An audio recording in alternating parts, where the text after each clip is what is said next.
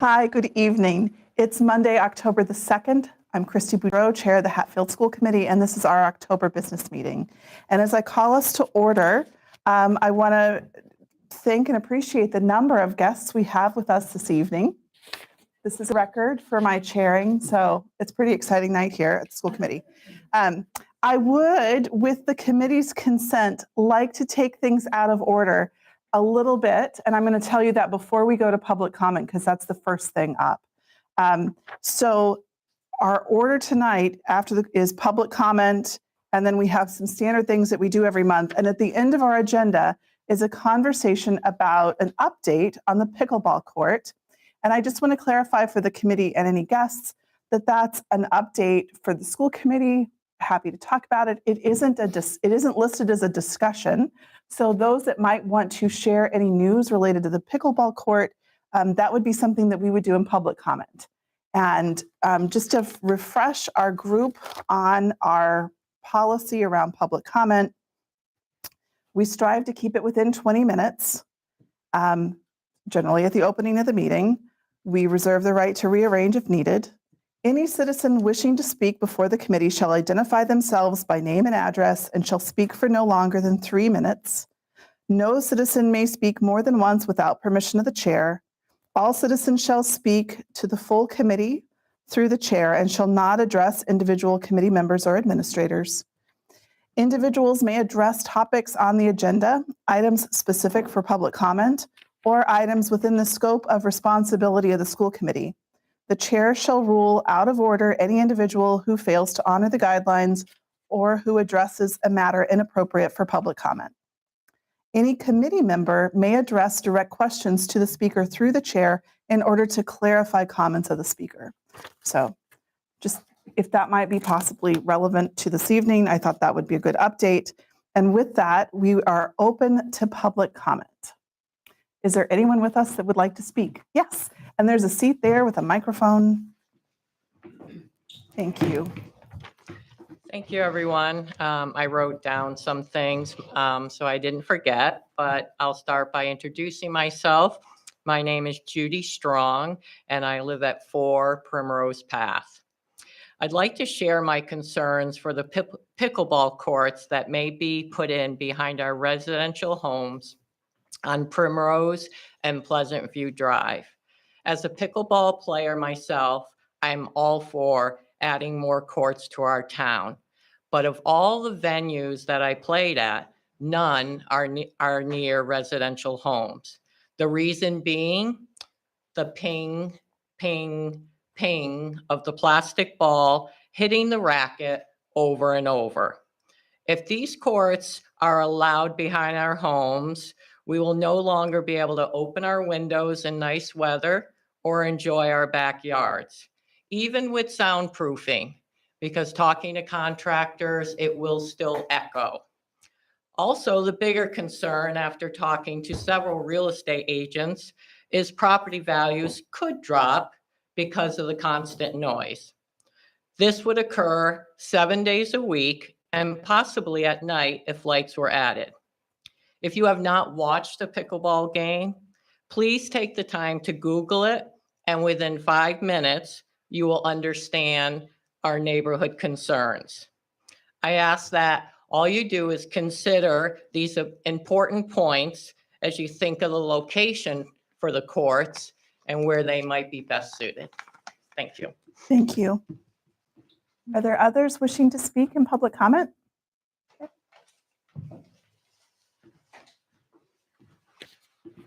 I wish there were a place in Hatfield where we could put these courts that it wasn't near any houses. I wish we had Julie Pokola, 31 King Street in Hatfield. I wish we had a big park that we could have pickleball courts in and other things, and Hatfield just doesn't have it.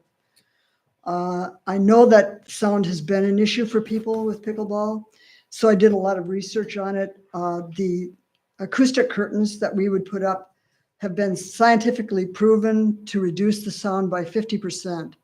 In addition, we would put arbor vitae past that, and the residential areas also have trees and fences.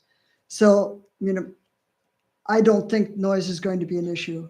And I wouldn't want to have pickleball courts in a place where people had to keep their windows closed or couldn't be in their backyards. That, you know, my goal is for people to have fun.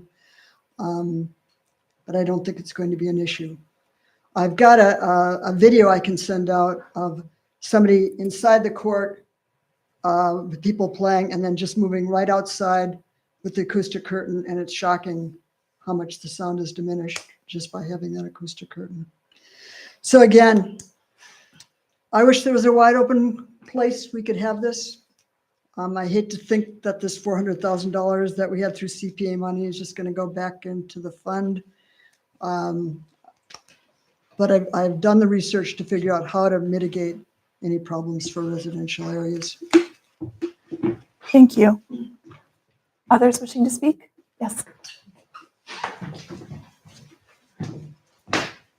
I don't have anything written to prepare, but I'd like to just speak off the cuff if that's okay. My name is Cindy Doty. I'm at 147 Main Street in Hatfield. I also am part owner of 2 Pleasant View Drive, which backs right up to where I believe the pickleball courts are going to go. My understanding is they're going to be lighted. The lights out there are going to shine in everyone's backyards. My mom actually lives right behind there. She's 91 and a half years old, paid taxes in this town for over 70 years. She goes to bed early. If you're putting lights up, that means nighttime playing. Okay, that's a long time. Her neighbor's 95 years old. Okay, she's not interested in this. In fact, when I talked to her neighbor today, I had said if she could Google, or I could help her if she didn't, she could Google just pickleball lawsuits. Just about every town that I can think of that I know of. I'm sure there's lots more out there. There is lawsuits against the noise, the disturbance of the peace, the disruption to the families. And I told her, I says, in particular, one that comes up that's ongoing and getting kind of testy back and forth is Falmouth, Mass. And she goes, I know, my son lives in Falmouth. It drives him absolutely crazy. And it's all over different states, California, every place. But that's another one of my concerns. As far as lights, we don't have lights on some of the fields, I don't think, even at Smith Academy. That got voted down. We had to turn off more than half of our street lights in town, which is a safety issue, because we couldn't afford to pay for them. Okay, that benefits everybody in town, just not a select few. I think people exercising in any way they can is wonderful. It's great, but not at the expense of others. Okay, I talked to people on North Street today. They told me feel free to use them. They know they're going to hear it over there.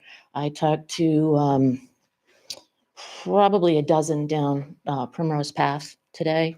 2 of them are going to Utah. They couldn't be here. And there was different reasons. A couple of them are elderly. They couldn't be here. They told me feel free to use their addresses or names, whichever works, that they are also against it. I actually talked to someone from the select board today. I did not realize this, but that item, they told me, was not supposed to be on the town meeting warrant. They didn't expect that. When it came to them, and I just learned this, they had said there was not enough information there to make a decision. Now, this is going back, the horse is already out of that barn, okay? And they were surprised when it came up on the town meeting warrant because they didn't feel there's enough information. Now, I tried to get recognized on town meeting floor. I was in the back waving my arms, and I ran to the middle aisle and waving my arms to speak. I was not recognized. Somebody told me they couldn't see me from the front. I don't know. Logical, I guess. But what I wanted to say, how can we vote on something where nobody's given us an estimate that it's going to cost $400. Nobody's given us a plan. Nobody's told us where it's going to go. No one's told us who's going to pay for the lights. No one's told us who's going to pay for the maintenance. No one's told us who's going to pay for the Santa cans. No one's told us any plan to how to run it, as to who can use it, when they can use it, what the hours would be. And like I said, if there's lighting, to me, that means after dark. And even 9:30 when it's still kind of light in the summer, that's pretty late for some people. I think it's going to disrupt the people's enjoyment of their own properties. And also, my understanding, and things can change. My understanding is there was a parcel on West Street that recently sold for $800,000. The woman is a private person, wants to start a private business, and there's supposed to be pickleball courts and tennis courts at that location in town. We've already spent millions of dollars, millions, over the last 3 years running the water and sewer up and down West Street. okay, to draw in businesses for the tax base for this town. Now, why would we put something up on public property, okay, to compete with what we've been trying to draw into town for these last 3 years? This is a tax-paying base. We don't know who's going to maintain cracks or anything. Years ago, I've lived here my whole life.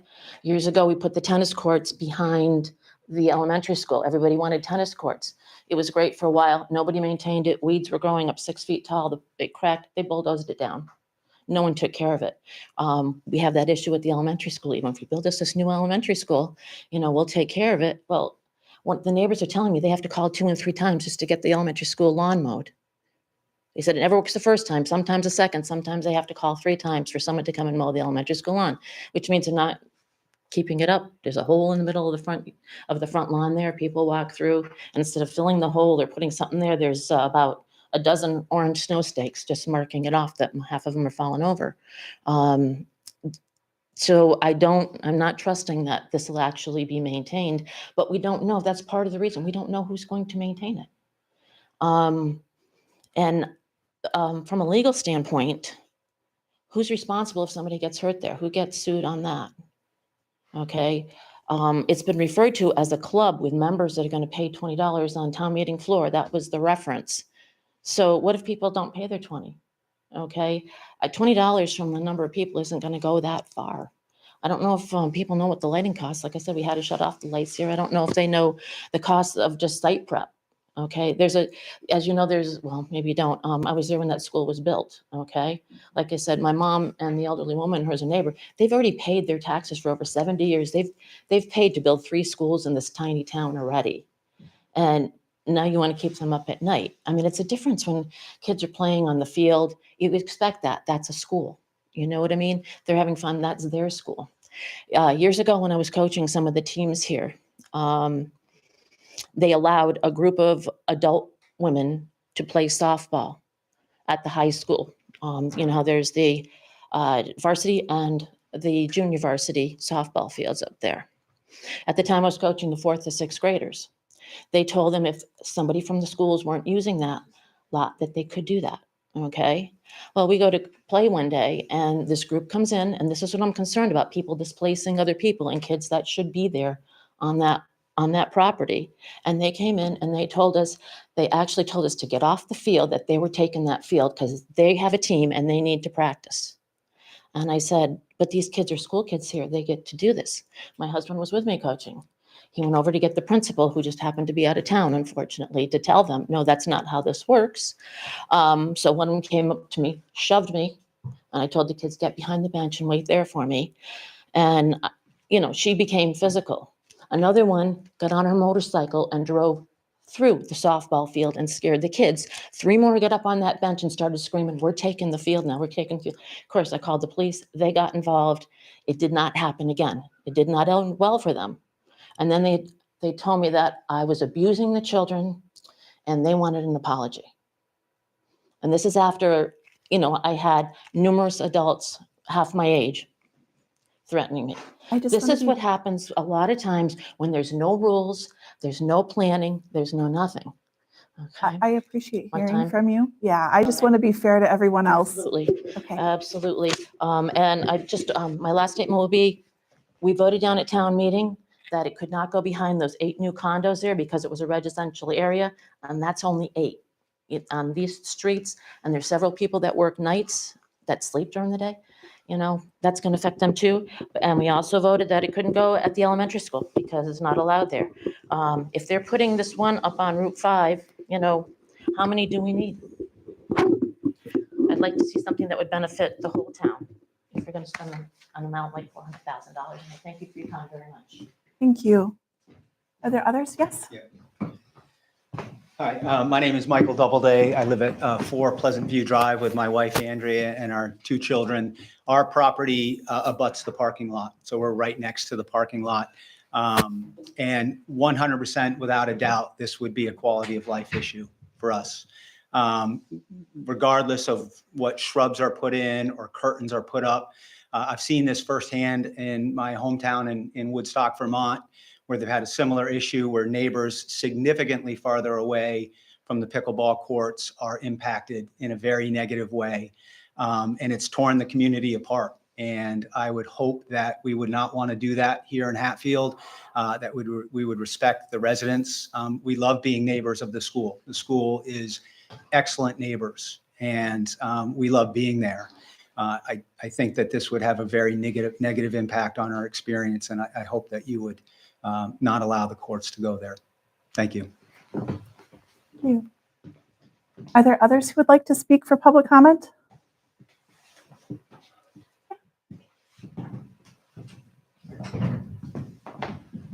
I'm Ellen Hanson. I live at 25 School Street, across the street from Smith Academy.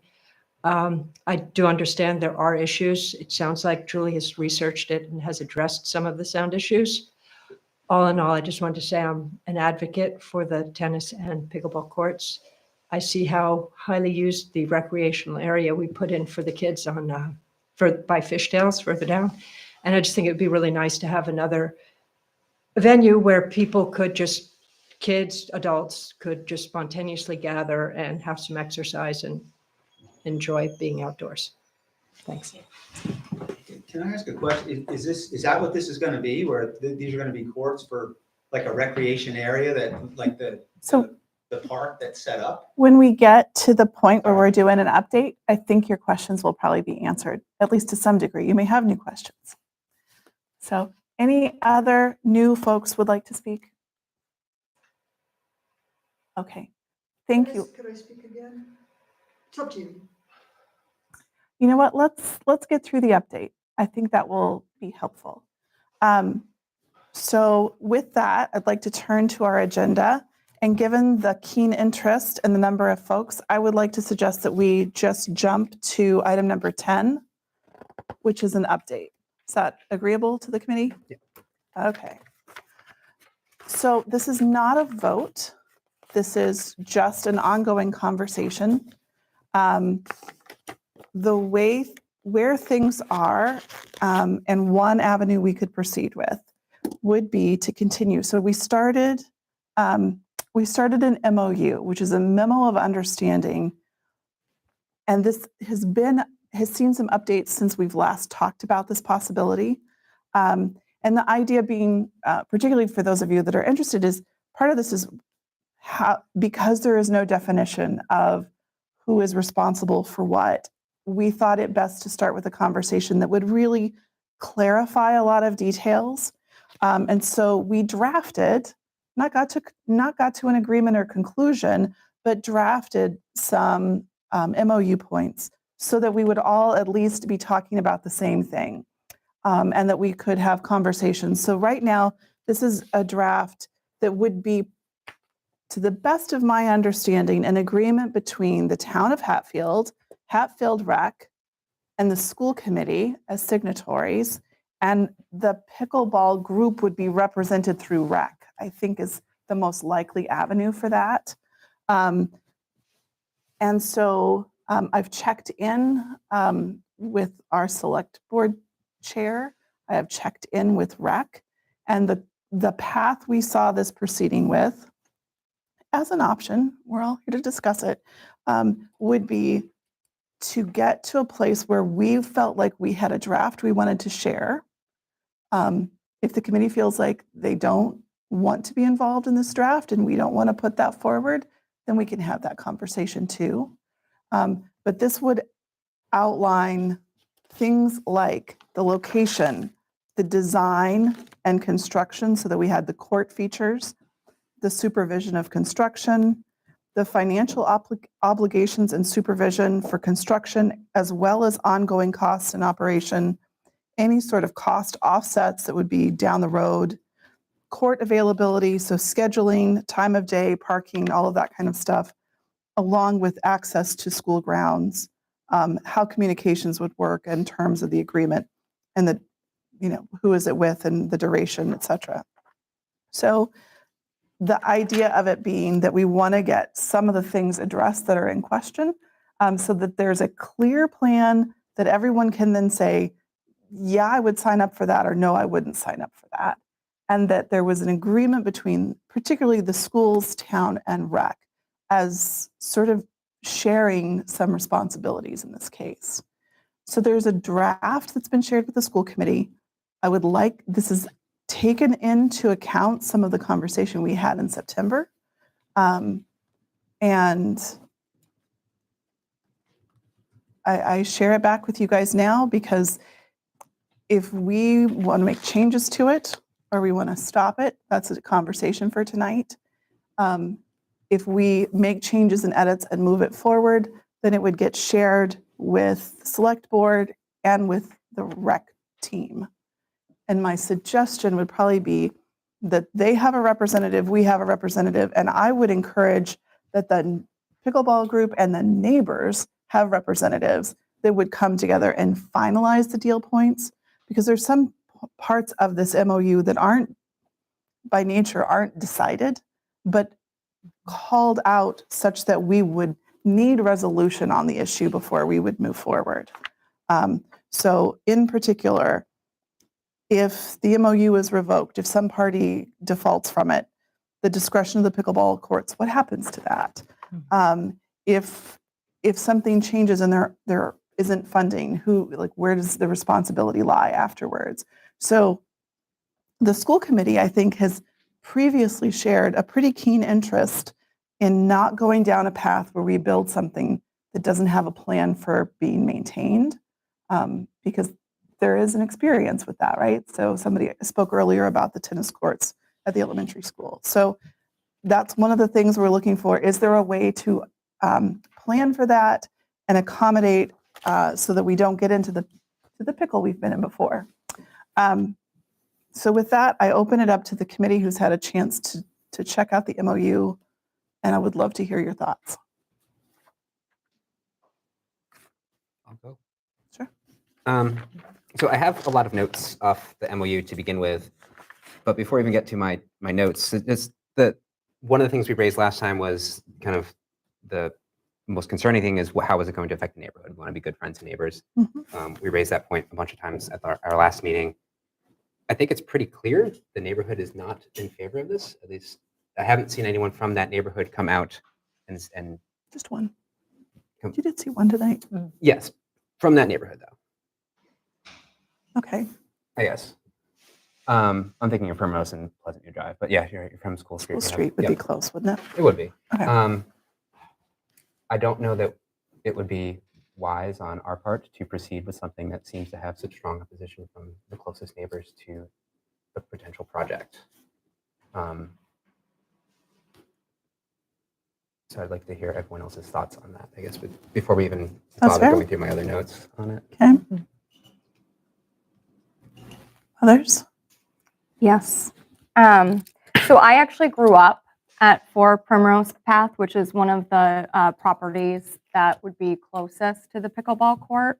I loved growing up there, but I don't know if it's the landscape and the way that it's shaped, but kids coming in and out from practice, people having conversations in the parking lot, the buzzing of the lights that are there when they're on, all of that noise just carries. Cars driving in and out of the parking lot, which Connor, remind me of exactly what time the lights turn off in the parking lot currently. 9:30. It's like pitch black, and then you'd have a car coming into the parking lot, and it's a big deal in a small town like this. It's like, what's happening? Who's out there? Because it's bright. When you're used to it being dark, it's loud and it's bright. I did some research on pickleball. I mean, you can, if you Google it, the lawsuits that are coming up over the noise, the recommendations of how far it is from residential homes. Newport just passed that they cannot have a pickleball court within 800 feet of any residence.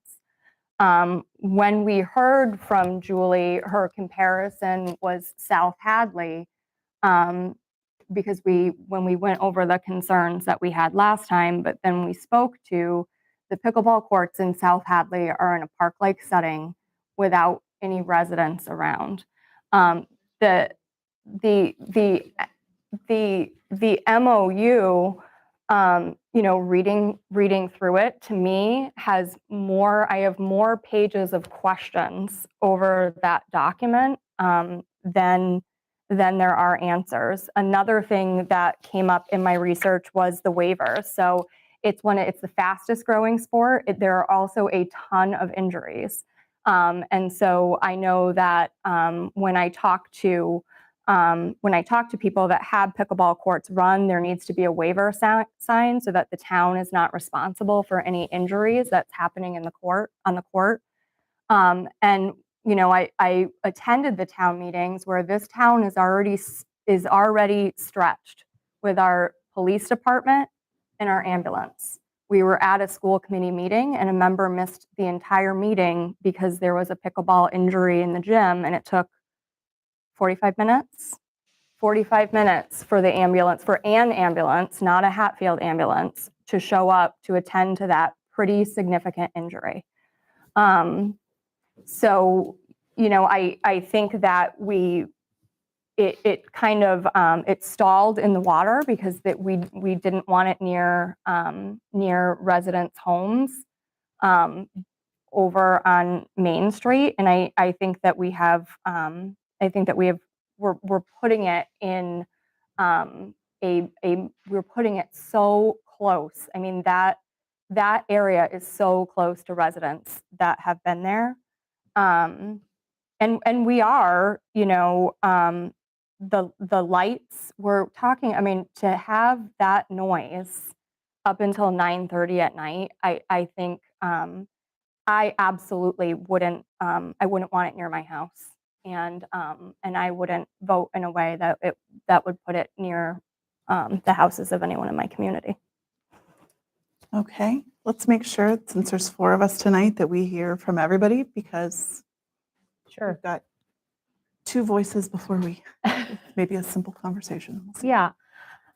I mean, I feel divided. I definitely still have hesitations about the location, and certainly take all of the comments into consideration, because, you're right. Wherever we build it, and we're really only looking at school property, but like our schools are surrounded by neighborhoods and people who live there, and we certainly don't want to be poor neighbors. At the same time, I think it could add value to the school. It would be something that our students could also use. Could be a positive for our town. But if it's not going to work in the location, then I understand that.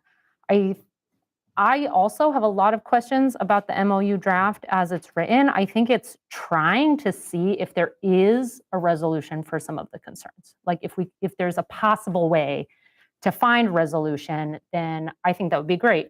Maybe it's not possible, might not be. So, we talked about it at our last meeting. A lot of these concerns that we have, about maintenance and other things are still really outstanding. I mean, I do think with the funding, the CPC money is designated for recreation. It cannot be shifted. CPC funds cannot be shifted to other departments. It has to be used for recreational things, which this definitely is. But for me, it's more about the ongoing maintenance, the ongoing funds, how that is going to impact things. So,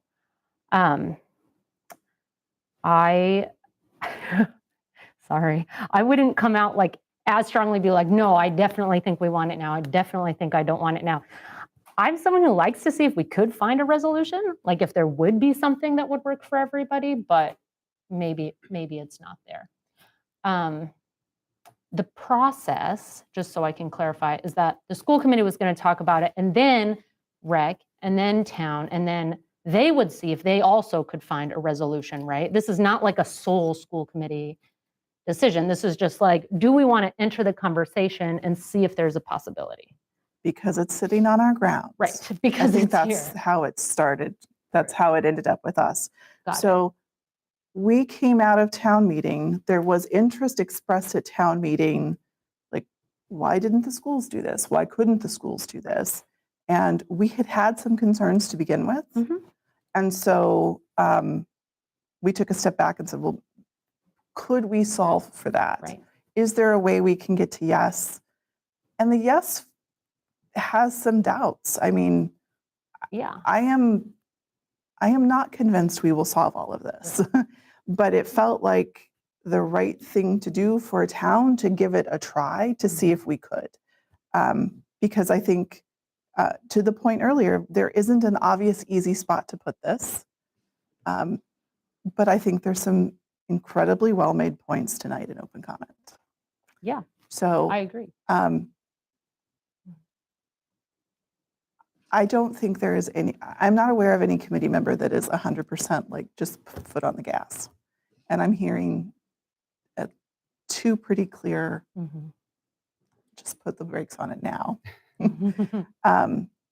Administration, do you have anything you want to add to this? Well, I would just say, there are advantages to having a tennis court, certainly, and the pickleball court is a sort of an appendage that had to come with it. And so, to your point, it's a process to try to get to yes. But part of that process was to talk with the abutters and make sure that we heard from them.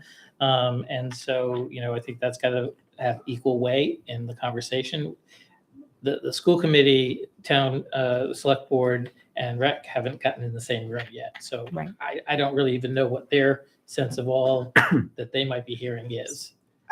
I don't know what they're hearing yet. The process was like, that made sense to them.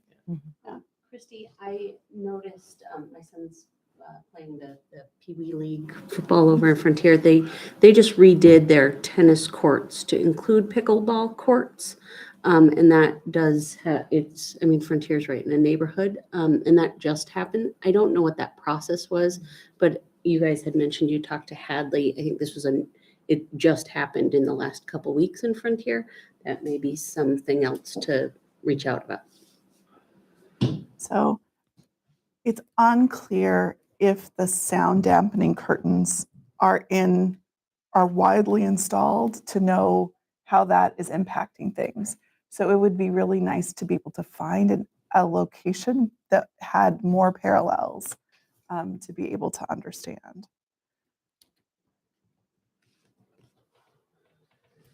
Unfortunately, we are missing a fifth member. I've had a sideline conversation. I have a vague sense of where she is. I don't think it is dramatically different than the collective voice here.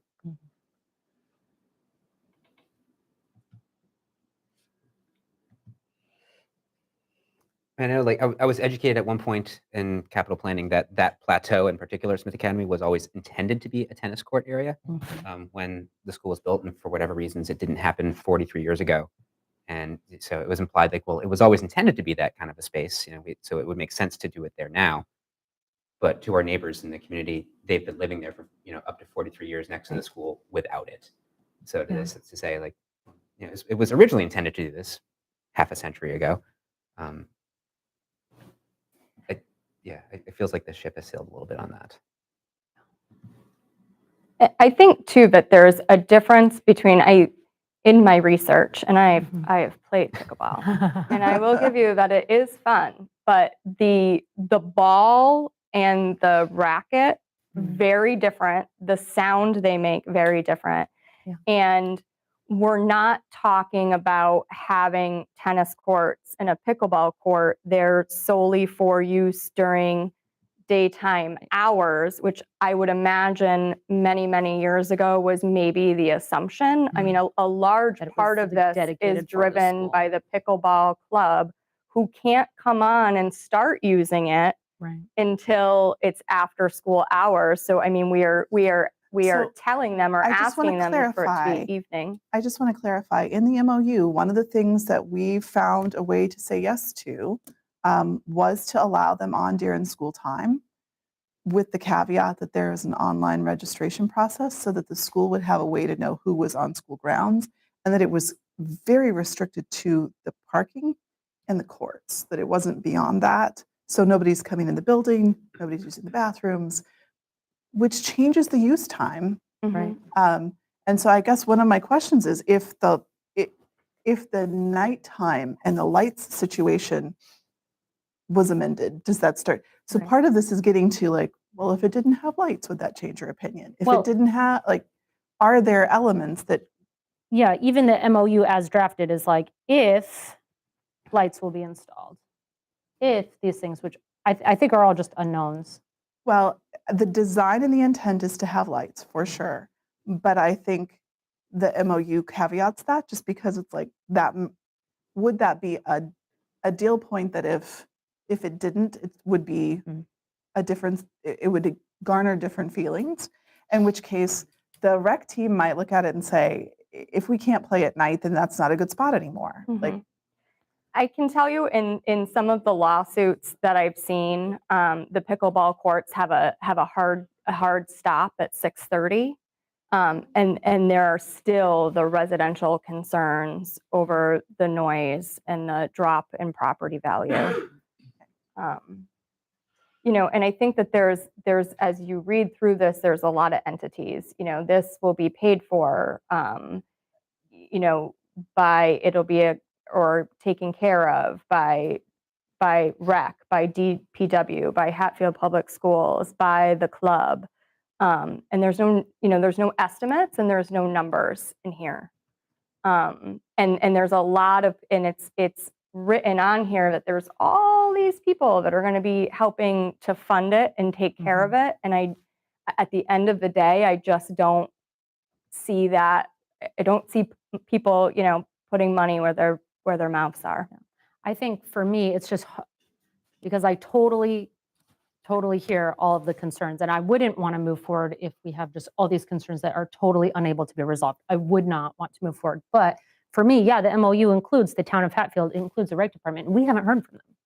We haven't heard from them at all. So for me, it's hard to say absolutely not when and truthfully, we haven't talked to them. they might see this and say, no, I'm not signing up for that. And I think if they're not signing up for stuff, there are some hard stops for me. Like if they're not signing up for accountability on the cost or maintenance. Then it's right. Or if we can't, there's no resolution with. If there's no resolution with the I don't want to go neighborhood, forward. it would be a hard stop for me. But it just feels like we didn't have that conversation. We have not yet had that conversation because you guys didn't have a chance to put something on to take to them. So there's a little chicken and egg, right? Particularly too at a time where we're talking about freezers and roofs and boilers. None of this is our money. Totally separate money. But not our but I money. look at, if the nets need to be replaced, that will be, That was our one covered spot. 50% by Hatfield Public Schools. It's like, if it comes between a refrigerator or a heating system and a pickleball net. And then it's also as written that currently any capital requests will come through the school department.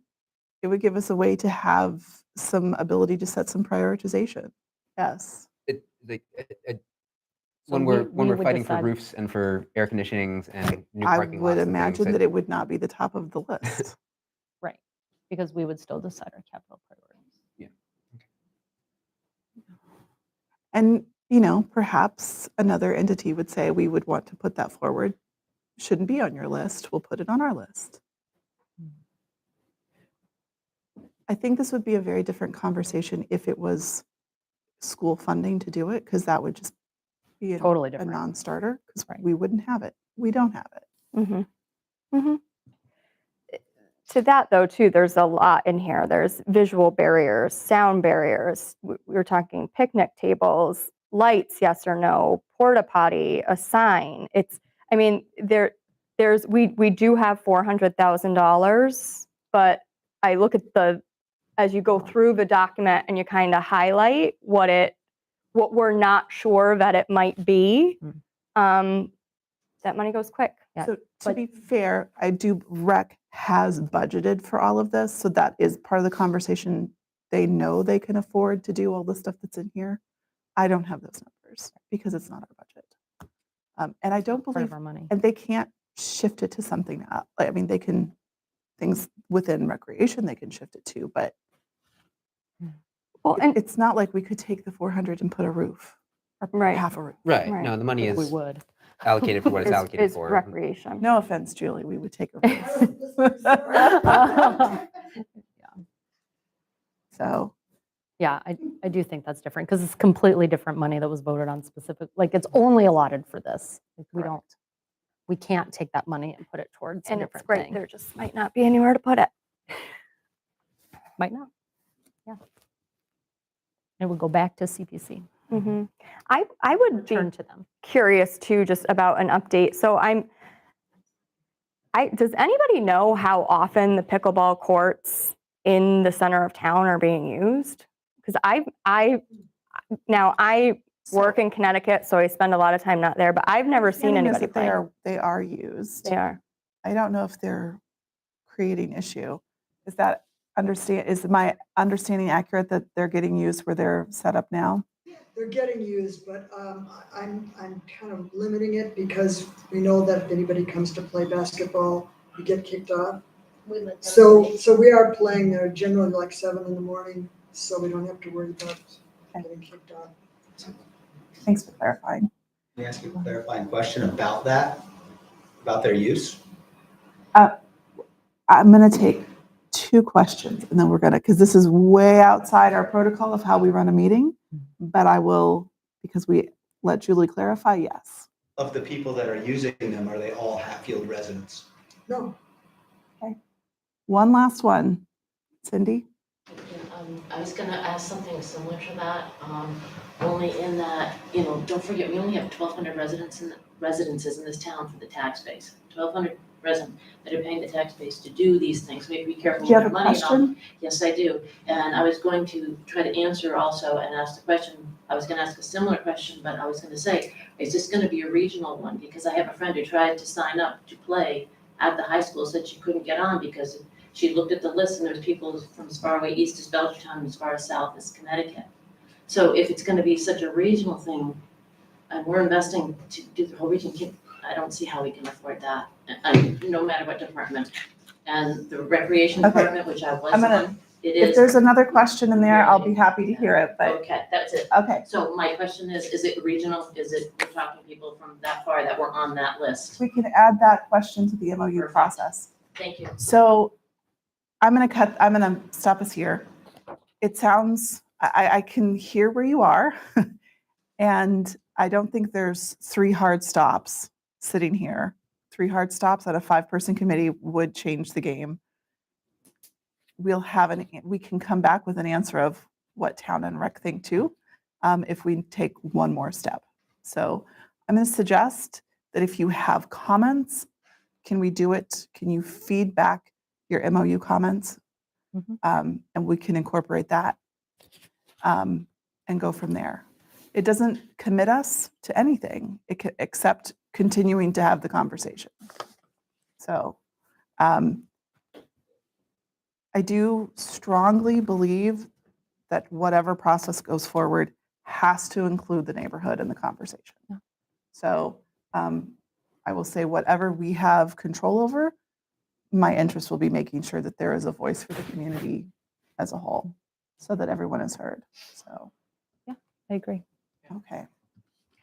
Anything else we want to talk about before we leave this? If you could just clarify from your understanding where it goes after that. Sure. So there is a picture. No, like where after the MOU leaves, After the MOU leaves the here. school So committee? after the MOU, my interest is sending it to the select board and to the rec department simultaneously and inviting them to have a conversation with us With our comments or concerns about the MOU. with that baked into the draft. Got it. And then that would likely go on the select board's agenda. Correct. Well, that's up to the select board at that point, right? Right. Yeah. But I think if they would have to put it into an open meeting to discuss it, so that would put another forum back up for the community to stay involved. So Thank you. does that, Yes, it does. Thank you. okay. Yeah. All righty. So with that, I would like to take one other item out of order. Thank you very much. Thank you, guys. I appreciate it. Thank you for coming.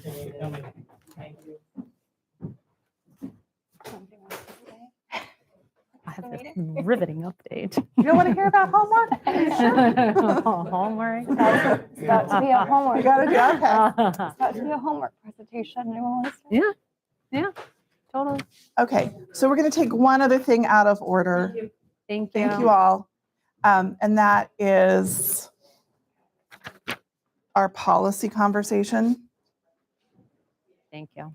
And so with that, I would like to turn the floor to Ms. Bench. All right. Hello. So I do have a couple updates. First of all, I'll get the easier things maybe out of the way. The policy committee did meet. We do recommend that we have some policies put forward for a vote. They were reviewed in the last business meeting. We have no new edits for those policies. The committee has access to the edited versions, and the policies are EEA, EA, bus driver examination and training, which includes in that document the policy EEA, EB, which is the drug and alcohol testing for school bus drivers and commercial vehicle drivers. It was the same policy as EEA, EA-1. We're just, my goodness, we're just recommending that we just change it to be more in line with other Massachusetts school committees to use the B instead of the 1. So that's the first sort of duo of policies. And then the other is JJH, student travel, which does have JJH-R. I would recommend voting on those at the same time. And we are still trying to create like a more like a procedures manual where we would like to eventually move R, but that's not in existence yet. So Okay. we would do that. So these both had a first reading. Mhm. We could entertain a motion to waive the second reading, go straight to the third reading and vote.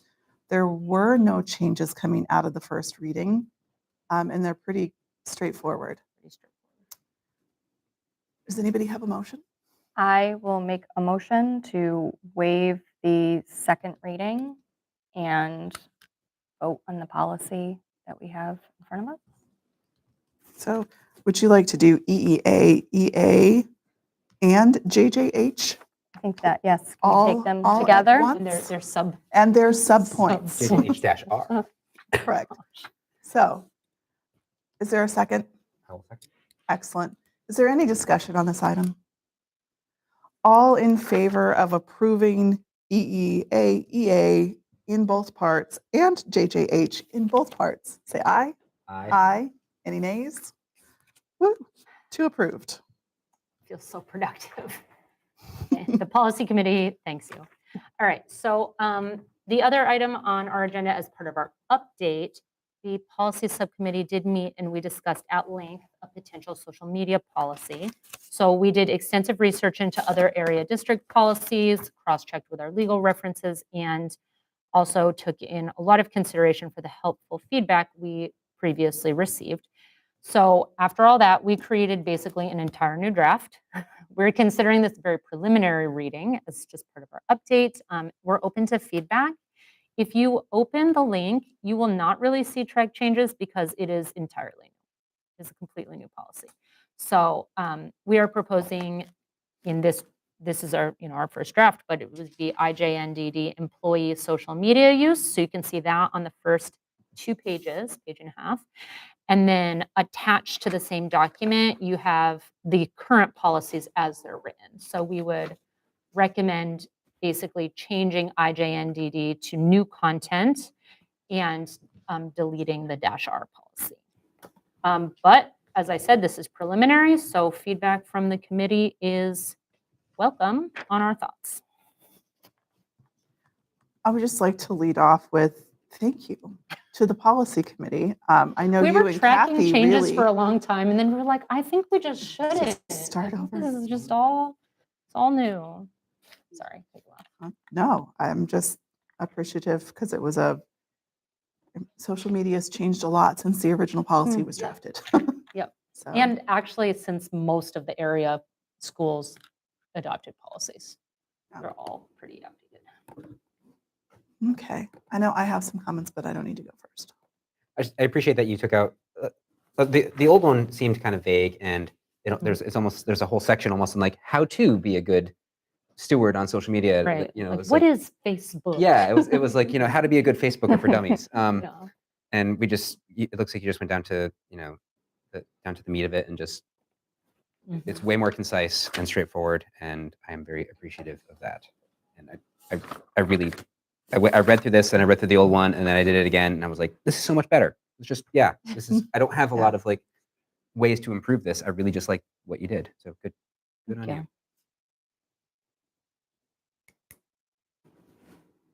Any other Anything, Jen, before? questions or comments? No. So there's a lot in here now. So 'cause it's much. there, yeah. Yep. I just wanted to take a look at general guidelines, note B. So point 1B, Mm-hmm. district employees are cautioned that speech on or off duty made pursuant to their official duties, being speech which owes its existence to the employee's professional duties and responsibilities, is not protected speech under the First Amendment and may form the basis for discipline if deemed detrimental to the district. So I'm wondering, there's a lot in that. If we might find some ways to make that language Less lawyer. even simpler so that there was a lot of clarity. Yeah. So Okay. as I read that, I want to find, there's a few things in here I'm kind of like, okay, what's the hypothetical there, just to see if I'm walking away with the same understanding. So this to me says, if I'm a district employee and something happens while I'm at work in my work capacity, and I want to go say something that's detrimental to the district, even if it's on my own time, that would not be allowable by this policy without the possibility of someone coming back and Yes. So we can absolutely talk about this more. That is the idea. okay. This is something that we modeled after other Mhm. regional policies. Yes, and some of that language was modified from other regional policies. Happy to clarify it more, but I think the feeling was like if you learned something because of your job about something that would be protected, and then you talked about it on social media, that could lead to consequences. Yeah. If that makes sense. It does. Yeah. I mean, I think it makes sense. It's just because it's clear, but just make sure. Sure. The idea in point 2C, employees are allowed to establish designated professional social media accounts with the approval of the superintendent. Social media account will include language identifying it as a professional account. The district administration reserves the right to monitor professional social media accounts. We had a policy we looked at not long ago that not only did it allow for the right, but it assumed that that administration had oversight over anything that's communicating with students. So I would just want to look at that language as it relates to the other. Yeah, we can definitely look at that. I think this was 2C. Okay.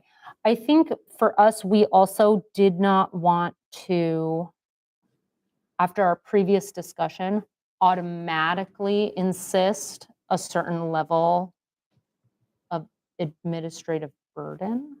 Okay. Does that make sense? Where like an administrator needs to be copied on every So- single message or something like that. so- So we're trying to open it up a little. But does it have to be such that it could be viewed by? I think that's the caveat I'm looking Yeah, for. we can definitely. So that it doesn't necessarily burden that it has to be, but that whatever it is set up in such a way that it can be monitored if it's a professional school capacity thing.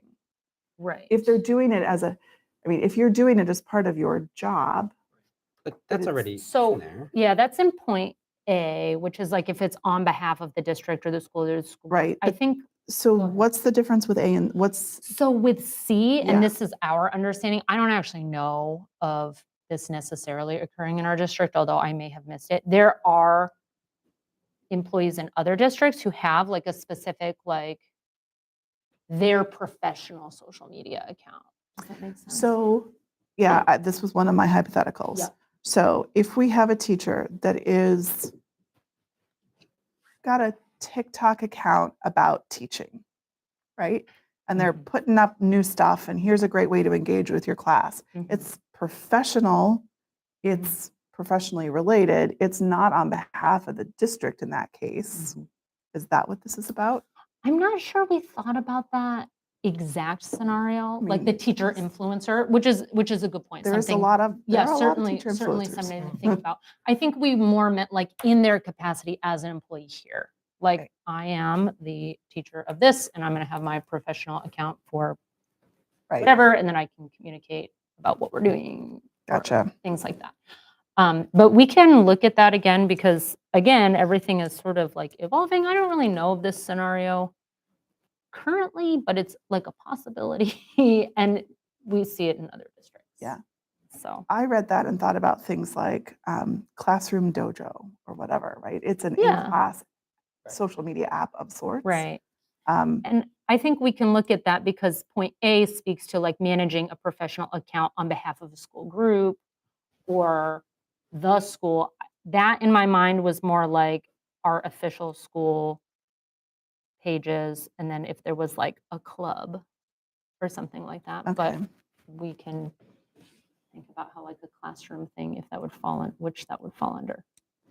And then when you get to D, that Mm. employees may use professional social media during school time to the extent that it doesn't interfere. That works for me when it's on the behalf of the school. district. Yeah. If they're becoming a teacher influencer, Right. that might not be the, And that's a great point because the influencer angle is not one we had really discussed. Because I assume that's monetized in some way. or It if it might isn't, be or it's might there. not be. Yeah. I would think if someone was using that for their own personal monetary benefit, that they would not be permitted to use images. I mean, in my mind, likenesses from that students naturally or is anything. a personal account, but we didn't really Right. And that's make it why, a clear distinction. What is that's a why this sort professional of like account? What is like a professional personal? versus personal account Mhm. just Mhm. needs a little Yep. fine tuning. We can look at the wording there. When Other we get to the thoughts, back Christy? page, employee communications with students. I think Dr. Yes. Driscoll had a comment. Can we ask questions? Absolutely. You guys take it over. So I have a question about 2B. Oftentimes with something like a media release, we'll use an opt-out piece where, if you do not want your child's picture to be, That's used, true. because we found it very, very difficult to get, all those media releases back. But if we say opt out, if you really don't want your child's likeness being used, Yeah. please sign here. How does the committee feel about that? I think it is the standard that is becoming. I mean, I think it's But- fine. I just wanted to make sure. Because we are routinely posting on social media already. And I can tell And- someone's paying And attention. it does take a lot of that work to go it's through when you opt-out. have, Yeah, totally. Yeah. Make sure things are, okay. it's much easier just to have the list of kids that have opted out than. Yes, and you know what? I saw that announcement recently about the opt-out in your update, so thank you.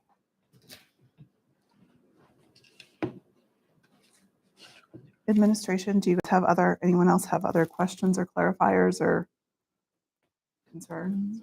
I guess kind of to piggyback off that, I mean, if this is an employee social media use, does that mean that also we need to expect that if a staff member does not want their picture utilized or anything else for social media, that they actually have the opportunity to opt out for that too? I would think so. Just wanted to clarify. You have comments on the last section? Chair Boudreau? I do on the last A. Okay. In all cases, the preferred method of communication. Hmm.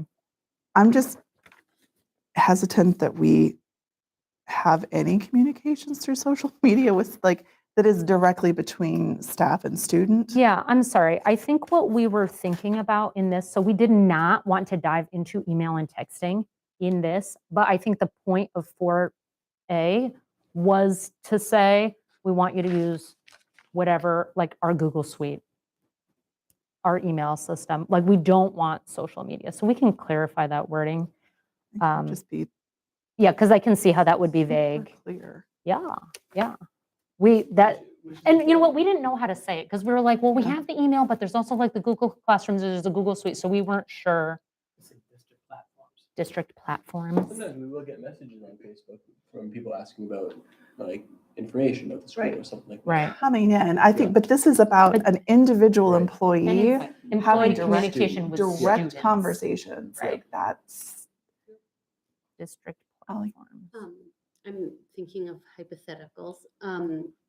i- Should there be some kind of language around,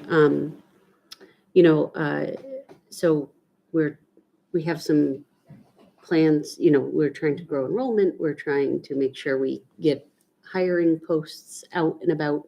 I would want to make sure that there's something around like that it would be okay to repost something publicly available. So for instance, like my LinkedIn, I usually will try to put a posting up on that. I don't think that's something like that would be a hypothetical. I would want to make sure I'm following policy around. But it's just like a link to our school spring. Or Like on a personal, so like in the section 3 about personal social media, that it would be okay to Share something. share. things yeah, from- okay. just, like, or to Mhm. like repost, like if there was something cool that Smith did on their Facebook page that I could repost that. truthfully, we should actually encourage that. Well, that's why I Yes. wanted to, Yeah. that's Yeah. a hypothetical I think we do want to encourage. And to that end, I know we talked about this last time and I didn't, you guys stole my copy. But like now that I'm an employee and a parent of the district. That's my last piece too. Yeah, Mhm. yep. Just to kind of sort out that side of it. Yeah. I almost feel like C and D need to merge together into one thing at the very end. So we talk about employees cannot friend or follow current students. And then we caveat that for if you have a family member. Mhm. Those being separate, I think there's We went an back and opportunity forth. for We some had it clarity. together, and then we felt like pitting them on separate lines made the general standard more clear. Just Okay. feel like, you know what, like the rule is we don't friend students.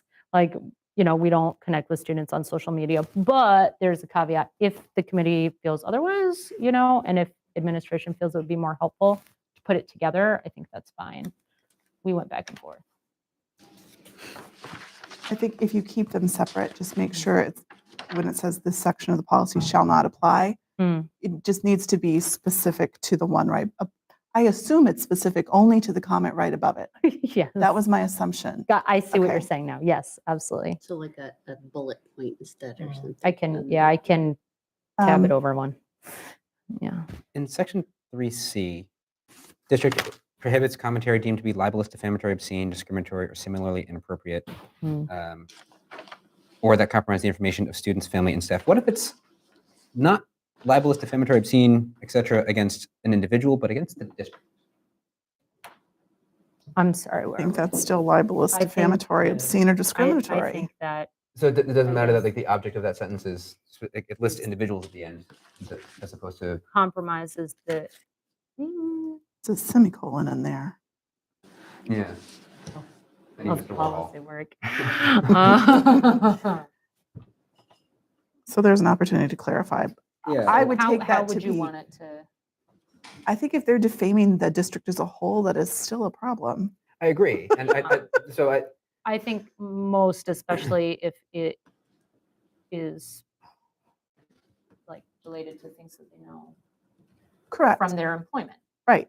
Well, and this too gets tricky, right? Because you can post something on your social media that is designed to be marketing and saying how great this is, but then someone comes along in the comments and writes something that would then fall under, like what's in C. Sure.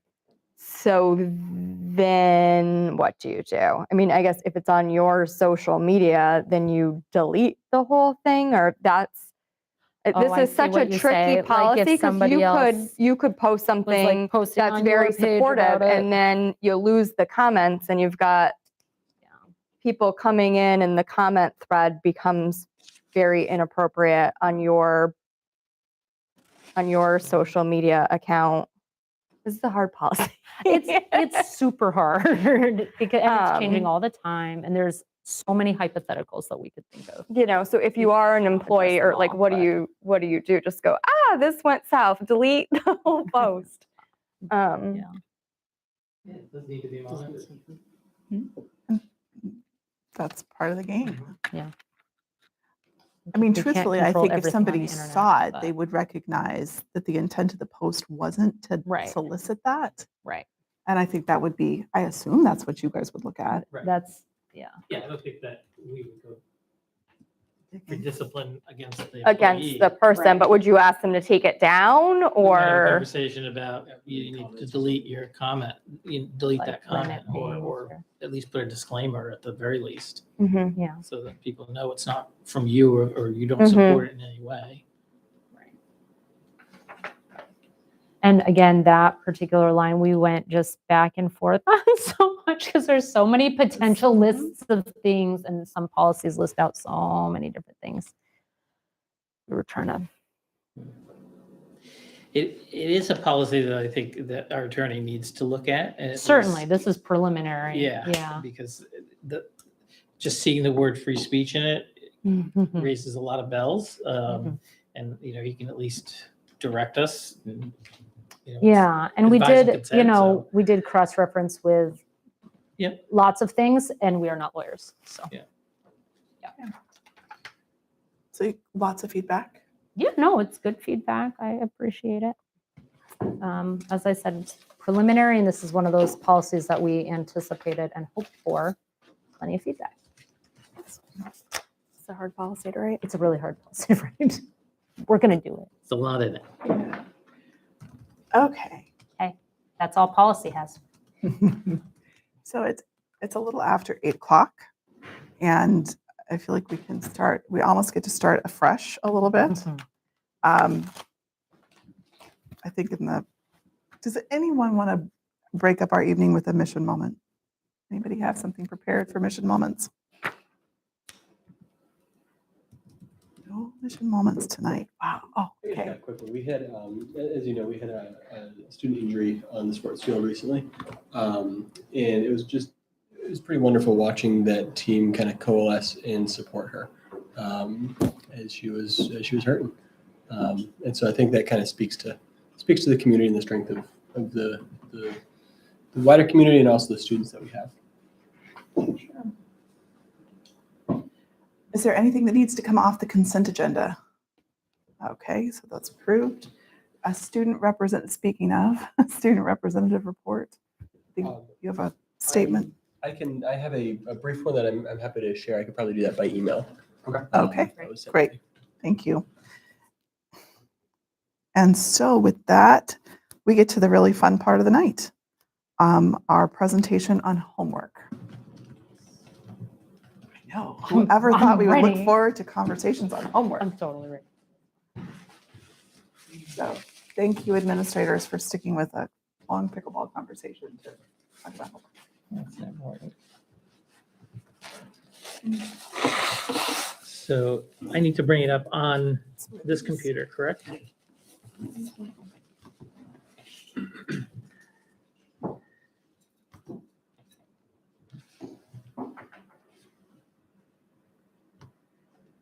You think I know how to do this every time? I did keep it open.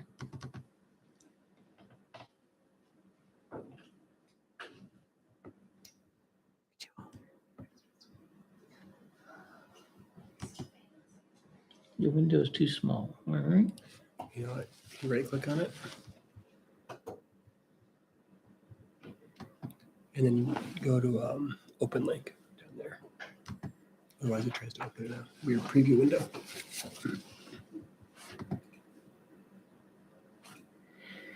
So just like our previous deep dive, we're doing this as a team. It's not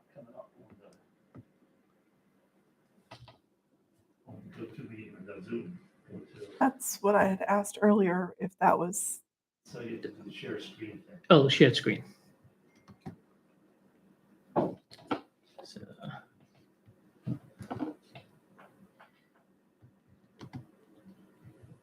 share screen is, You go back into Zoom. oh, back into Zoom. No one. Yeah, we get there. Share screen. Host disabled participant. here, we can set that up. Remember, that's why I was asking if that was. It came up as me. Oh, there you are.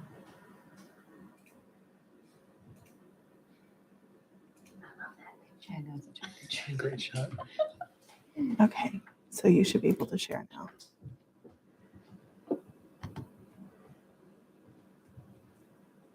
Share screen, right?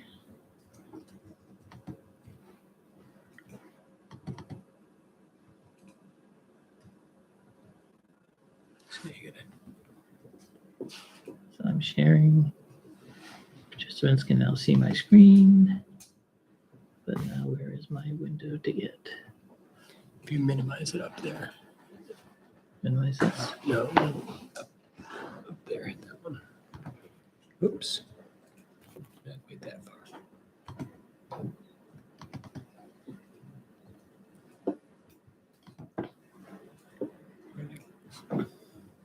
Isn't it over here?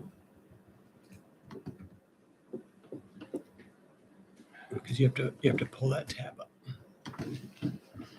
So where is it? All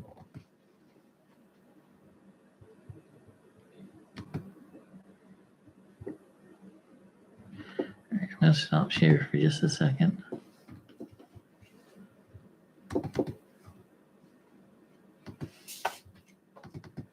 Where is it? You minimize that Zoom screen again and get your home screen, you open your presentation in another tab and it might supersede it. Well, my Google won't come up. So I have it on my screen. I can just present. But you're not connected. Can you present? I think so. So, I don't know where my screen went.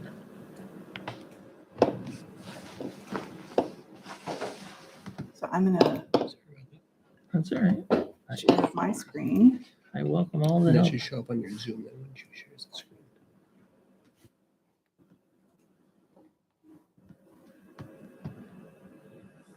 Minimize that off.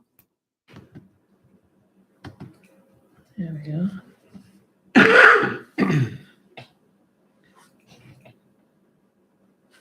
Are you there? All set. Thank you, Kristen. So you just tell me how fast when you want to click. And I'll So go click. ahead and click. No, I didn't click. There we go. So, as we So now I'll click for you. take a look at what the purposes are for homework, what we're really trying to do is to developmentally across all grades have purpose for what students do at home, away from instruction, away from classmates and so forth. And really to use it to learn and become disciplined about independent learning. And through that, we want students to, these are both hard and soft skills in terms of what we want kids to learn over time. We want them to increase their memory power. So that drill and practice that we want kids to do is important. We want them to be able to concentrate, learn how to create an environment that allows them to be able to concentrate. Really identify ways of strengthening their independence and their problem solving to fend for themselves when they get to a place where they can't go further. How do they attack problems, and how do they find solutions? So those types of activities further embellish their analytical skills that can be applied across content. This is not about one type of content homework.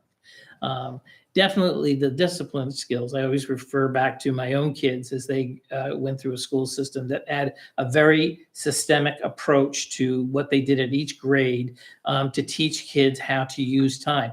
And more importantly, how to teach parents how to make sure the time is created and maintained, and the discipline in the household is created so that kids can become independent learners in that regard. So it teaches them that time management piece, saying, you know, this is something that needs to be done by Friday, or this is on the 7-day schedule, this needs to be done by the 7th day, and kids developing calendar skills and an ability to really map out how things are going to get done. And, you know, through that use of time, again, developmentally, how do I study? What are the important points? What are the salient things? What do I have to accomplish tonight to prepare for tomorrow? What do I have to prepare for Friday? And what are the components of each night that help me get there so I'm ready for whatever the activity is on Friday that will get me there? Across those 13 years, we hope that kids will develop themselves to be able to complete activities independently in whatever their future holds after they leave Smith Academy. And certainly, if you do your homework, you will get better grades because of all those things. You will have better problem solving. You will know how to study. You will know how to get work done. You will know how to study well enough to be able to do well on tests independently. You will be able to work with partners, not necessarily in the same room. Now, of course, with video technology and so forth, how do you work with kids over remote so that you can get things done and get to the end of that period of time being able to be successful? And then, of course, obviously, we want kids to be able to study for tests and quizzes and things that will show us through an assessment that they are, in fact, better prepared. And for our purposes, what do we need to know and understand and be able to do to teach them so that they are successful in meeting the standards before they move on?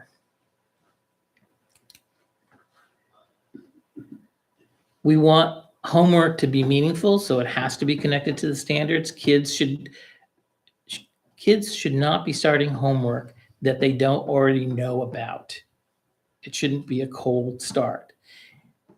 It should be connected to work they've already done, or the teacher has very clearly told them, this is what we're going to do tomorrow. Here's the connection to what we did today, so that the kids know that they can get started independently, that they know they can finish it and be successful at home.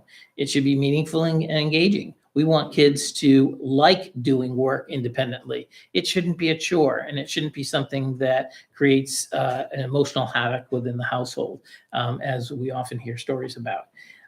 And again, I can't emphasize this enough. It should be seamless to what's going on in the classroom. We want kids to be able to come back the next day and say, I did my homework, and the teacher is proud and says, oh, good, because now we're ready to do ba-boom.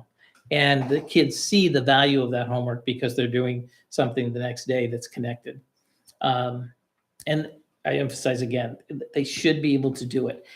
Not that all work should be practice work that goes home, but it should be meaningful enough that and useful to them that they know how to get started and to be able to continue without creating their own anxiety about the work that lies ahead. Whoops, what did I just do? Hit the wrong one. Let me help you out. Go back one. I think that has a obvious. Go back. Let's see here.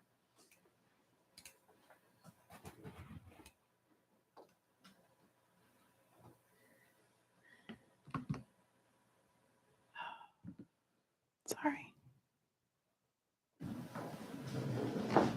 If I didn't have 15 tabs open for work, it would be easier. Oh, we just closed down that entirely. I get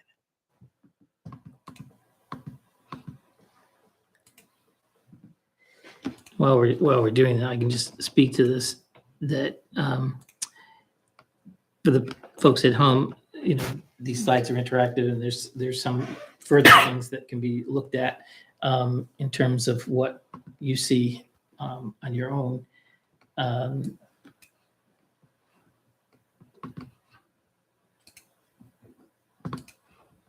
Try and get caught up here so we can keep going. There we go. There we go. How about you tell me when to click? All right. So, I've said many of these things. Homework should be that connected way to link one day to the next. It should be a way for kids to learn about and to be able to talk about the work that they're doing. We want kids to own their learning, and homework can often do that because it gives kids a quiet time that they're really independently thinking about what happened during the day in a particular content area. And it covers the gamut. It can be very rote. It can be practice of basic skills, especially when that's purposeful. And not every student might have the same homework because we want to individualize to their needs and what they need to learn and use their time for wisely. But regardless, it should be all connected so that when they come back the next day, every time, no matter what each child did, they see what they have done in the work that's planning forward. We don't always, we're not aligned and married to the 10-minute rule, but it is a good rule of thumb for parents, especially if anxiety is occurring at home with different homework. And that's a good indicator of bellwether as to whether or not a conversation should happen between the teacher and the parent as to what's going on at home when, for a second grader, if after 20 minutes or before 20 minutes, anxiety is such that the child can't complete the activity that the teacher has asked them to do. That's really a good bellwether for the parent to have a conversation about what's next. We'll go to the next slide. This is just a history that I found that I think summarizes that this is not a new kind of conversation to have in schools. We've been talking about homework for forever.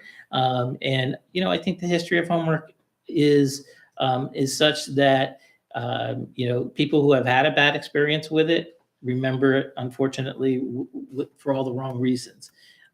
If teachers are mindful about what they're doing and how they're doing it and how they're talking to kids and parents about, I think that homework becomes really an enjoyable experience. As I said, it can be a mind-setting example of time use wisely for kids to be able to think about their day. And so I think that makes a lot of sense for homework and the value of homework. It doesn't have to be every day, but it needs to be a part of how we use our time inside school and then outside of school. Next slide. This is a piece that I found, as it talks about, the basis of research. It's a meta-analysis, which means it took a look at a wide variety of different pieces of research. And, it's pretty clear from this evidence that homework is more valuable for older students between 6th, 7th, and beyond, because they are better at using their time more wisely independently. But it's those good foundational skills that are laid in 2nd, 3rd, 4th, 5th, 6th grade that really help that 7th grade become a banner year for homework to be successful. Next slide. And I think we're going to switch off to, is this one of your slides? Melissa's. We sorry. went past that one. Okay. So for the elementary school, the purpose in the early grades is really set around engaging families in homework. This is more about encouraging families to read with their children, to play math games, encourage the iReady practice. In the upper grades, the purpose is also to practice previously taught skills, as Mr. Wood was saying, but then also, again, more focusing on that idea of time management and the ability to structure themselves in such a way that, one of the things that the 30-minute or the 10-minute rule thing works for the most part, except that we also had a bigger conversation as a staff around the most that we have really is about 30 minutes. And that's specifically because we have encouraged so many of our families to do outside things. So it's how do you figure out how to do soccer practice and dance class along with homework? But we still want to have that emphasis on, it's still an important thing to be able to practice. But as far as being able to also have time for other things, it's equally important. Oh, I'm so sorry. And I think it was neat to have these conversations because we hadn't in a while at Smith Academy, and I was anticipating there being a lot more variety of what teachers envisioned as the purpose of homework and how they were doing it. And I was surprised at how much consistency there was across the board, subject to subject, grade to grade.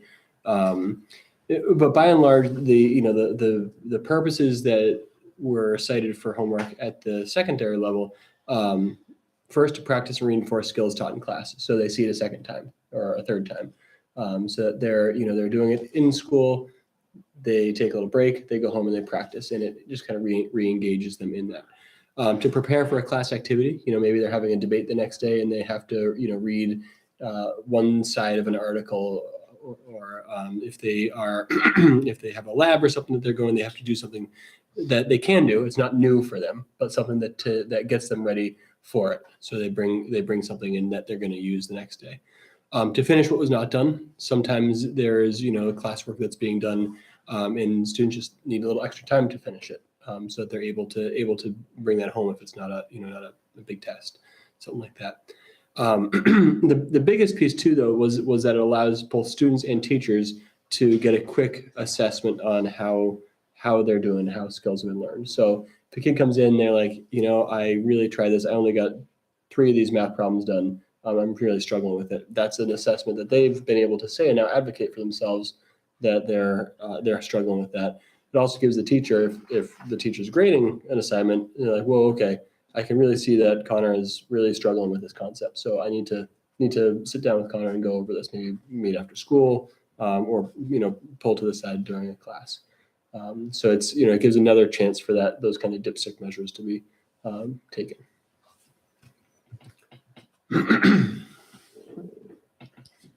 So effective homework at the elementary school could be Lexia practice. Again, this is an online reading component. iReady, just practicing reading books, spelling lists, vocabulary lists, and then the occasional project. So there's certain grades. Kindergarten does one in the fall, and the upper elementary grades do other projects throughout the school year. So they're occasional projects, but they might not be consistent. And at Smith Academy, similar, what makes homework effective, it's skill specific, it's related to the content that they're doing. It builds towards the greater understanding of a concept. It should get them thinking, and if they have questions that come up to them as they're doing homework, they can bring those into class for clarity. Should always have clear expectations. It should be able to be done independently. And it should help them practice new language. This was kind of specific to our language programs, but practice those conversational skills as they're learning new language. Interestingly, when I was talking to the middle school team, they said, well, funny you should ask us, because here's the deep dive that we did as a middle school team about 6 years ago, and they shifted their model to more of what's called a standards-based model, which means they're not necessarily grading for, okay, Connor got 8 of 10 problems correct, he gets an 80% on this assignment. But it's, they're looking for correctness and completeness, but rather than saying, here's your homework grade, they have lumped it in as part of a larger like study skills and habits grade. So it's a small portion of the student's overall grade that homework goes into.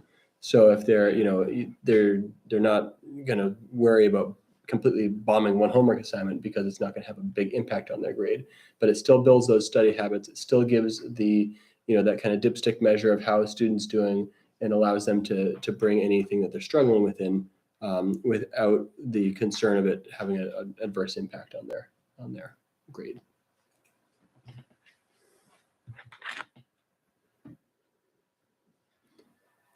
So as you think about,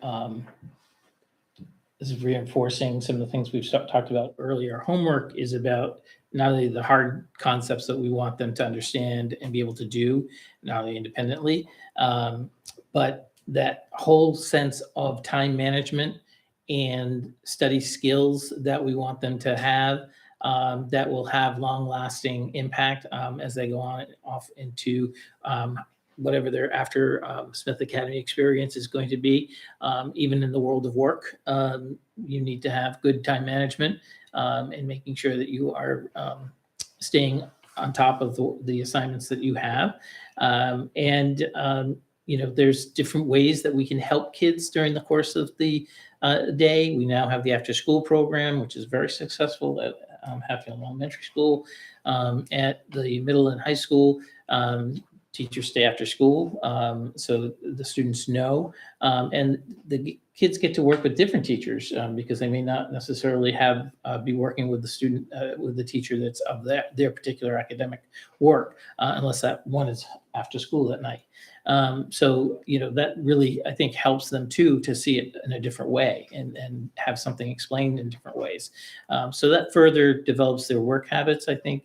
And their sense of importance of it, that they have these adults who know that it's important to learn these habits of mind, and they're willing to give the time after school to help them get through that.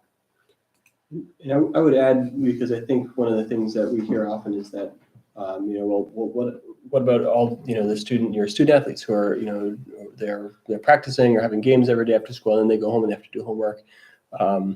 And having built those skills to be able to manage time effectively, really, it's important to, it's an important study habit. And time again, both internally, but also throughout the state and throughout the country, the data has shown that students who are very active in extracurricular activities are actually, they're more likely to complete their homework. They're more likely to do and to have those stronger study skills. And it's even more important for them to have built that capacity as well. In terms of differentiation at the individual level, just like throughout our pre-K to 12 general milieu that occurs all day long in all of our classrooms, we differentiate related to homework as well. So we do this to stretch certain kids, to practice at grade level, and also to offer opportunities for review. The online platforms that Melissa was talking about are individualized. They're personalized to that student's development through the diagnostic that we do, and then their ongoing progress through the program. So it is at their just right level. For students served on IEPs and 504s, if they require accommodations during the school day, they likely also have accommodations related to homework. It may have to do with the amount or type or frequency or time allotted for that.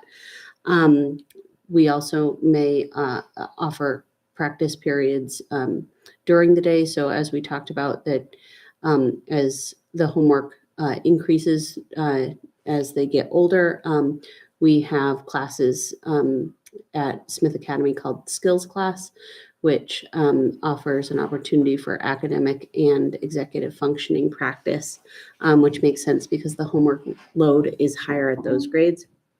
And then we have a number of arrangements that families ask their classroom teacher or specialists if there's a particular skill to work on, or like at Smith, they may, and at the elementary school now, offering to stay after school, the teachers stay after school to walk through some of that homework or makeup work as well. And then, and we have the after school program, as you said, and we do offer options. So there are families that share with us, we're going to double up on Mondays because Wednesdays and Fridays we have 3 horseback riding lessons and 2 soccer games and whatever else. And we do try our best to make accommodations for individual students around that.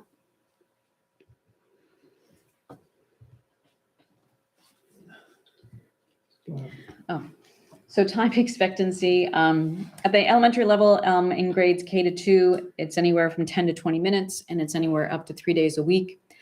For grades 3 through 6, it's usually 30 minutes a day, 4 times a week. And then when they get to middle school, typically middle school is roughly 15 minutes a day per core class. So, science, math, social studies, English.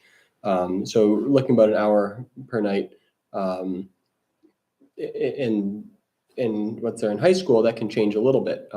Again, roughly 15 to 30 minutes per class, but that can shift. I mean, if you have a larger English essay that you're going to be working on both in class and at home, that you might, if you're like me and you leave it till later and you haven't developed those good study habits, you might end up spending 45 minutes a night working on it or longer. But generally speaking, if you're able to do those 15 to 30 minutes a night throughout the course of that assignment, then you'll be able to hit that mark.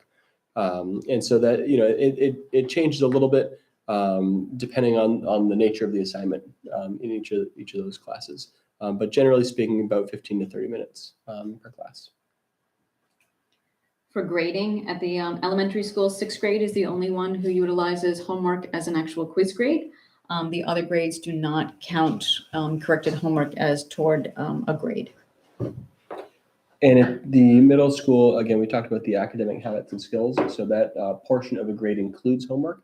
It includes, how well a student is doing homework, and that makes up roughly 10% of the total grade for the class. And at the high school, it varies by class. Again, this kind of comes down to the nature of the assignment. But generally speaking, it's the homework piece is less than 10% of a student's grade if it's a homework like part of a grade. That being said, if there's a longer project that includes both work in school and at home, that might be a more significant portion of a grade if we're talking about an essay or something like that. And lastly, I would just say that, I think the value of homework is that it's really the way to have a communication ongoing with the parent, the child, and the teacher. So this really builds that relationship that goes throughout the course of the year. We want teachers to use their newsletters to make sure that parents are aware, and kids to know what's going on, where it's age appropriate. We use Google Classroom for those classrooms at Smith Academy that use those. Posted in the classroom are the information that's going on for homework before they leave. Class agendas are used. It's posted online in this day and age as well. Some teachers are structured in such a way at Smith Academy that their course syllabi includes the homework. It's right there. So kids really know very much in advance what's going on. So, and then we talked about Class Dojo and things like that, where they have in-class reminders and online reminders pretty regularly. So, that's a place that we need to look at more, I think, in terms of our own practice, and to make sure that if it's being used consistently and parents can count on it, or if it's not, why isn't it, and how is that being communicated to parents so that parents don't become dependent on it and then all of a sudden it's not there. So those are the things that teachers have within their communication toolbox that they need to make sure that parents get that information on a regular basis as well. Any closing comments or remarks? I think everybody feels homework is a valuable resource.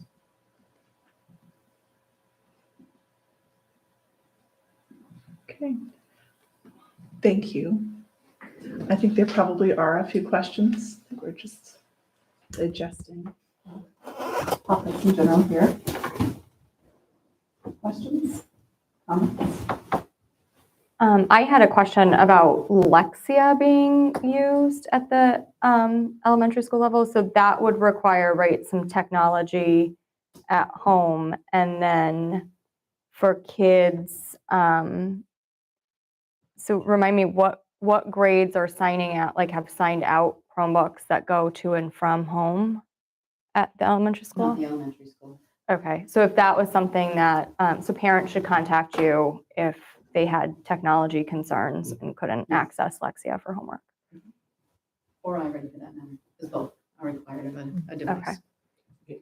And at the Smith Academy, 7th and 8th grade are required to use computers in school, and they go both home and at school. They're available and highly encouraged in 9th and 10th grade as well.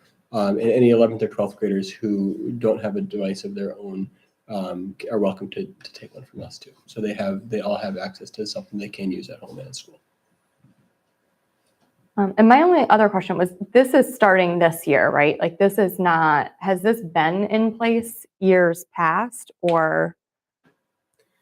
To my knowledge, homework has been something that has been going on. I don't think it's new. There's definitely been some questions about the duration and some of the expectations because it seems like it changes depending upon who's sitting in the leadership seat. But yes, my understanding is most of the staff were quite, not surprised that homework was supposed to be given or that they were supposed to be sending information home to families about making sure it's done. Bigger question is about the consistency. I mean, I think part of this was about the difference between it's not that people weren't giving homework, but it may have been very different depending upon who you had as a teacher, and that should not have been the case. So Should be trying to consistent by align, grade yes. level. So, and I'm not meaning to pick on a certain grade, but I'm just going to say second grade, for example. So second grade students should be expected that their homework is going home and that they're doing similar things. So I think that is a conversation that we kind of had collectively as a whole staff that was helpful for everyone to kind of share what their purpose was, how long they were giving, what the kinds of, all those questions that you had provided were exactly what we discussed as a whole staff. So, that's one of the things that we then had a follow-up conversation with, which is maybe this also needs to be put into the August letter. So not only is it, hi, I'm so-and-so, your new classroom teacher, here's an understanding of what our homework is going to be like this coming fall as well. And I do know that they do a lot of talking and practice with that before it actually finally does go home, and families are, made aware of that. But that still might be something to kind of think about as far as like being more proactive around what to include in that August letter. That really got to what my questions were, which was largely like, how are we monitoring the equity from one classroom to the next, one grade to the next, like that it's systematic, that it's growing, and that depending on your classroom assignment, it's not going to be a wildly different experience. But it sounds like you're on it. Yes. Other questions? Well, I think this was very helpful overall. I guess just sort of one question that maybe you answered and I just didn't understand it clearly.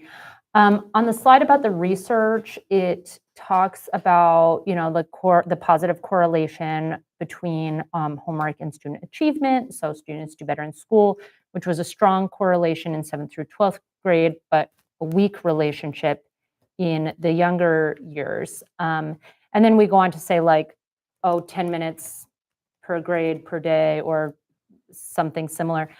Is there research on timeframes? Like, how did we decide on these timeframes? So I wouldn't say we've decided on the timeframes. Okay.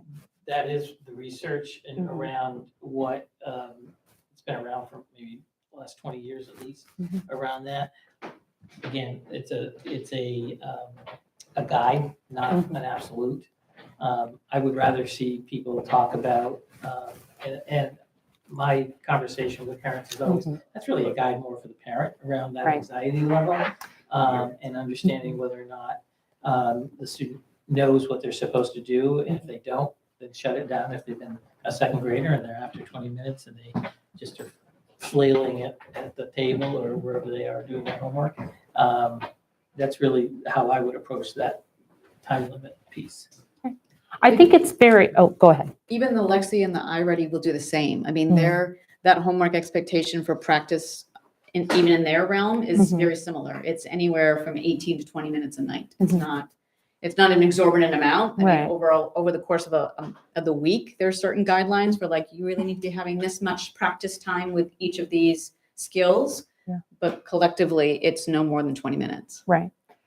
That's helpful. I think it is like, other committee members have said, it's really helpful, that when we are like clearly communicating our standards sort of consistently across grade levels or between classrooms.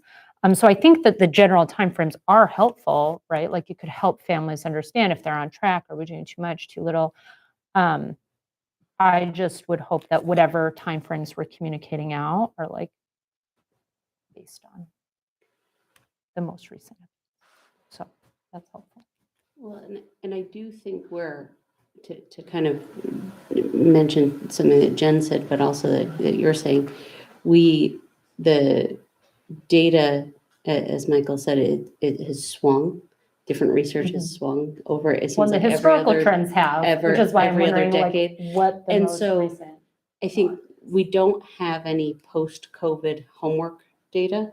We're getting some post-COVID data on that. So I think in that realm, we still are in that space of we have students that were impacted in some way, shape, or form by a year and a half of disruption of some sort.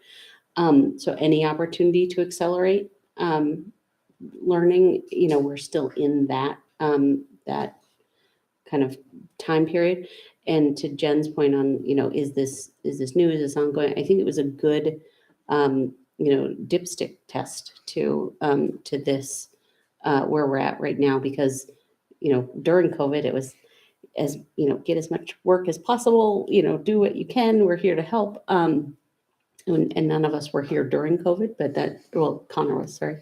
But I think, over the past 2 years, we've built it back up. So this is current in the most new normal that we have, Yeah, and the research is really, it seems to say that it's one of the biggest benefits is to develop those time management skills and study habits. That was something that was kind of like lost for a chunk of time.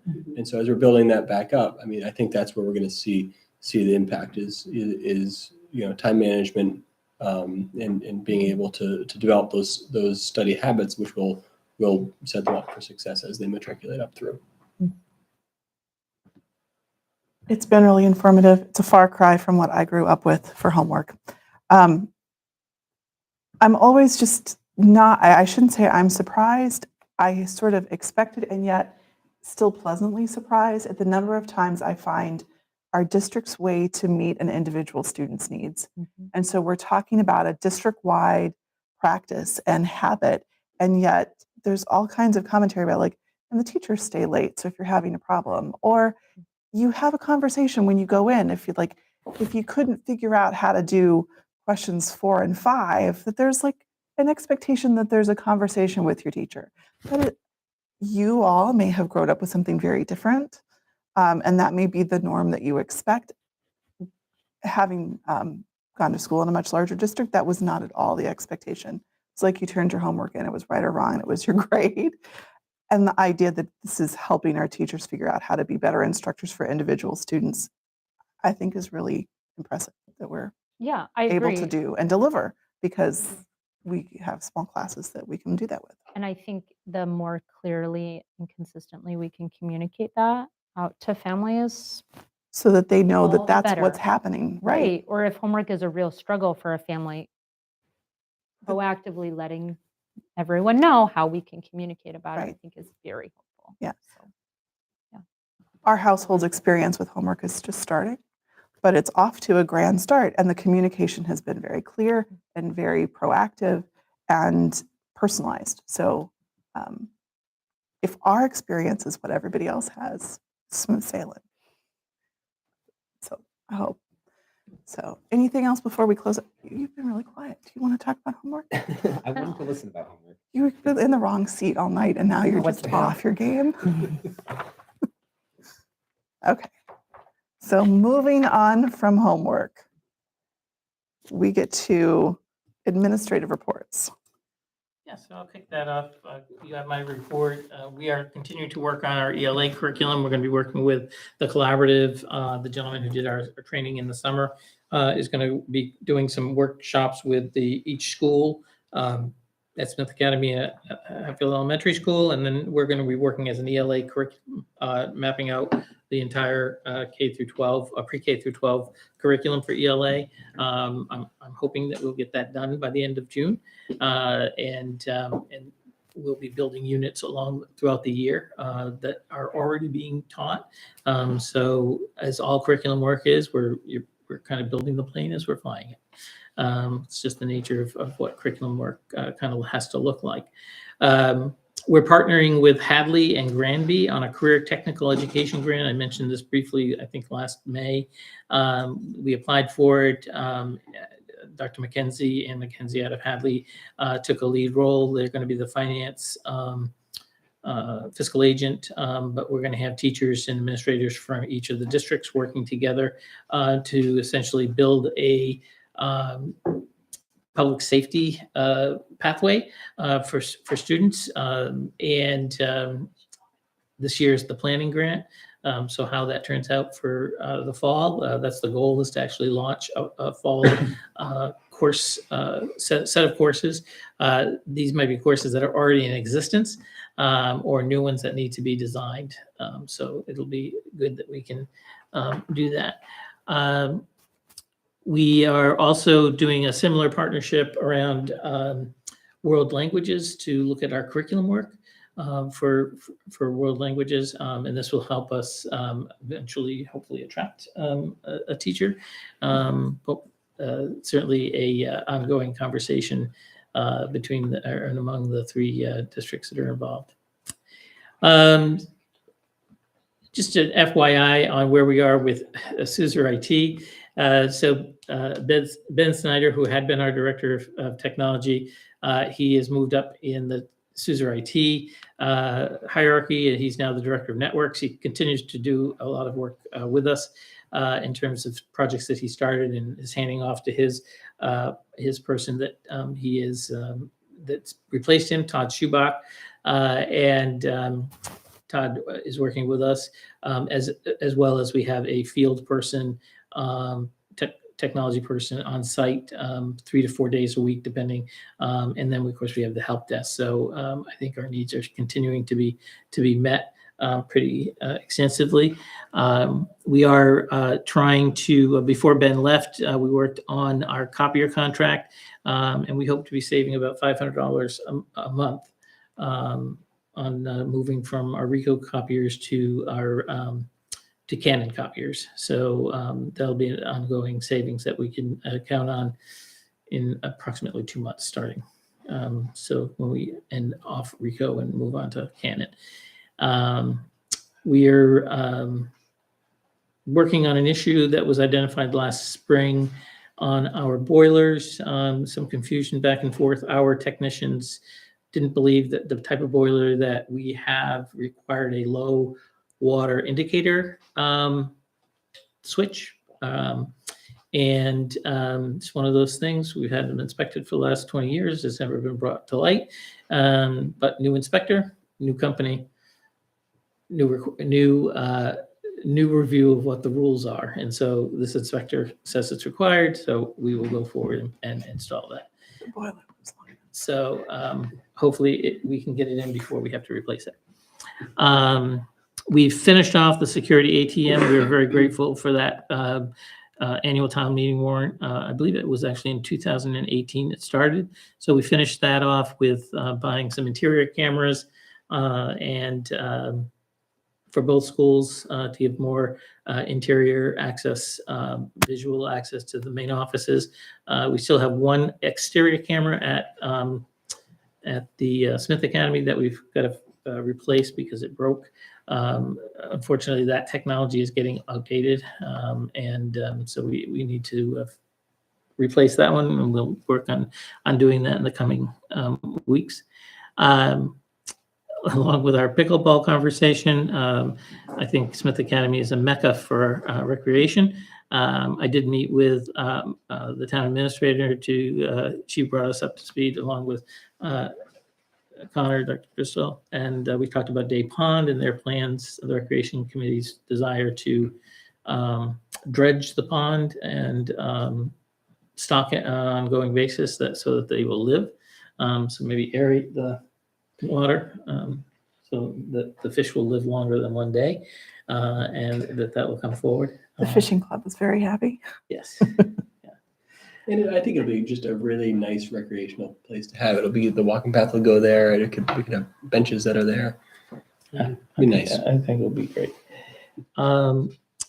We did launch our new website. It's got some progress. We're making progress every day to update it and to review everything that's going on there. We are being very mindful of the list to make sure that student pictures are not getting on there. They're outdated, that are not allowed.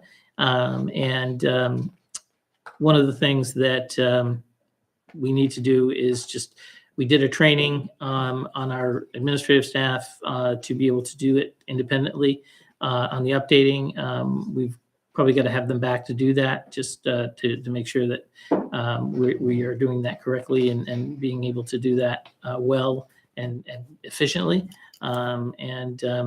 The next phase, we asked about the pictures. We'll be updating as soon as all the school pictures are done, we'll be updating our staff pages with pictures and making sure that those pages are done, but they all have their emails and they're working on that. I meet with the Teachers Association monthly. We just had a conversation, Dr. Bremner and I, with the association. We want to take a look at the ESP evaluation tool. It's not very user-friendly and not very helpful, I think, in terms of giving feedback to the paras and just trying to, right now it's not as part of the contract, just as it has to be done. And so we'll work on something together and then eventually probably pilot it this year. And then if it's something they want to move into the contract, it'll be part of the negotiation process when it goes forward. For personnel, we are still looking for van driver substitutes. We do have one run that we probably will need a permanent or full-time van driver. We have the vans, or we're going to have to contract with somebody to do it to get that done. It's a pretty good distance, so we need to do that. We were fully employed up to last week. We were 4 days fully staffed. And then we got notice that Mr. Joseph O'Connell is leaving us. He's a longtime para ESP at Smith Academy, really very much a fabric fixture in the school. But he is fulfilling a lifelong dream to become a state trooper. And so he's going off to do that. So we're very proud of him and being able to do that. And that hopefully, I believe he's a Smith grad. So he's been prepared well and he will do well for the Massachusetts State Police. So we have one more vacancy, I think. No others. Well, we have one we knew was coming in mid-October. So that will also be, that's the vacancy that we have currently, but now there'll be two. So there's a second ESP vacancy that's starting in October. Yes, that person had put in their resignation a while back, so we knew that was coming. And they'll be leaving At the end of October. at the end of October. And we wish her well as well. It's good work up in Elementary or- elementary. Elementary for the STAR program. Yeah. Okay. So, but I don't know if you want me to talk about facilities now. There was some facility stuff in there, and you also have an enrollment update. Yep. Yep. So the enrollment update, we are down 3 students. There'll actually be a 4th student, I believe. It's just a timing records issue. The person hasn't, or the request for records didn't quite meet the secretary's desk on time to be on our report. So we have 3 students, 2 that left a family who moved out of town, and then a student who went to Smith Voc really from the beginning of school year, never came back this fall. But again, her record request did not come until later. Missed our window for getting her on our September report. And, but now we've caught up to it, that it's on our report for October. And we've submitted our October 1 report. Okay, so I want to pause here for questions.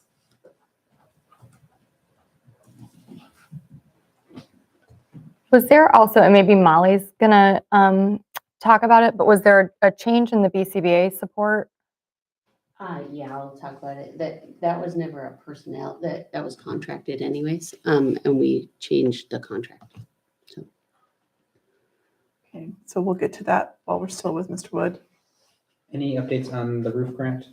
Mythical roof grant? No, it's not they have not written or released it for us to write the grant yet. We're looking at it. I have the gentleman from Solient as well, looking at it. So that has not been released as of yet. So I'm grateful that Suzer found that $6,000 savings per year. Any other contract services that we can review for potential? well, we've done the phones, so we're going to have some savings for that. That also should start. We just kind of finished up with Verizon. We just finished up our, getting it to meet the requirements for the mass 911 calls and so forth. So we'll be having some small savings there. We are going to be upgrading with money from our budget. We're going to be upgrading our servers and our security. So we're actually going to have our own security on our own site. So we won't be leasing a particular server anymore. So that'll be a savings, but with a down payment? Yeah, so we won't really see it until really next year's budgeting process. We'll use that money to buy them out. Can you just clarify for my understanding who is working on upgrading the website? Is it EduNet? Is it Suzer or is it someone else? So it's really all the admin staff and support staff, the secretaries. In-house? In-house. Okay, so at this point, We've never had a webmaster. well, just the thing says that EduNet has worked with us all summer. They're the ones who did the migration and designed this. So designed it. can you clarify again? I know you were saying that there was a training being done so Mhm. that people could do, so who's doing the training? EduNet. EduNet is doing the training so Correct. that we can make the So additional, we can manage our, okay. Right. Okay, so are they still otherwise involved at this point? yeah, Okay. we've been sending them tickets for essentially. Like some of the search features that don't infrastructure work and things and like that. things yeah. like that, Yeah. they will continue to support Mhm. that. Okay, thank you. So anything else? I have one other, but I didn't want to. I want to talk a little bit about enrollment, which is not our favorite subject right now. So, Dr. Driscoll, I appreciate your transparency and candor that you shared with families last week when you talked about enrollment. It's a subject that's going to continue to come up. We talked about it a little bit last month. It was promising to see 40 applications come in, having only is it still just 13 students that are new school choice students? Yes, I don't think we got Anybody else? nobody else came forward. Is disappointing? It's like an understatement. And I think that's for everybody here. I don't think any of us would feel very differently. I think we owe some feedback to our town who has stepped up to support us. Getting 40 new students to offset the cost of new things was ambitious for sure. And I think it's understandable that we can't really drive new enrollment with programs that were not yet built. So there's a little bit of that, but there's also a fiscal responsibility. So I just want to clarify some of the places we said we were going to spend money, we have not spent, in part because we couldn't, like it just didn't work out, but in part because we were able to do it a little more efficiently. So for example, so we had a full-time language teacher called out that we have not hired. And at this point, I'm assuming do not plan to hire. Well, we're revisiting that with a candidate that might consider coming in part-time. Okay. And we had a full-time school psychologist that is currently not full-time, but in the long run will still not be full-time. 0.8. 0.8. So we're finding ways that we're not quite spending everything we could have spent. I don't think we're sitting here saying we're planning to have a nest egg that we turn over, because we know we have some unexpected costs likely coming in facilities. But I think we probably need to make a point of going back, whether it's to the finance committee and or the select board, and sharing an official update. There is some wildly inaccurate data, surprise, about, I mean, the rumor circulating that, you know, we had more kids leave than came, and that like the numbers that I'm seeing don't support that at all. No. But that is the conversation that's happening. And I think we just need to find ways that we're making sure we get back out with accurate data. And also to continue talking about how we're gonna work to bring more in.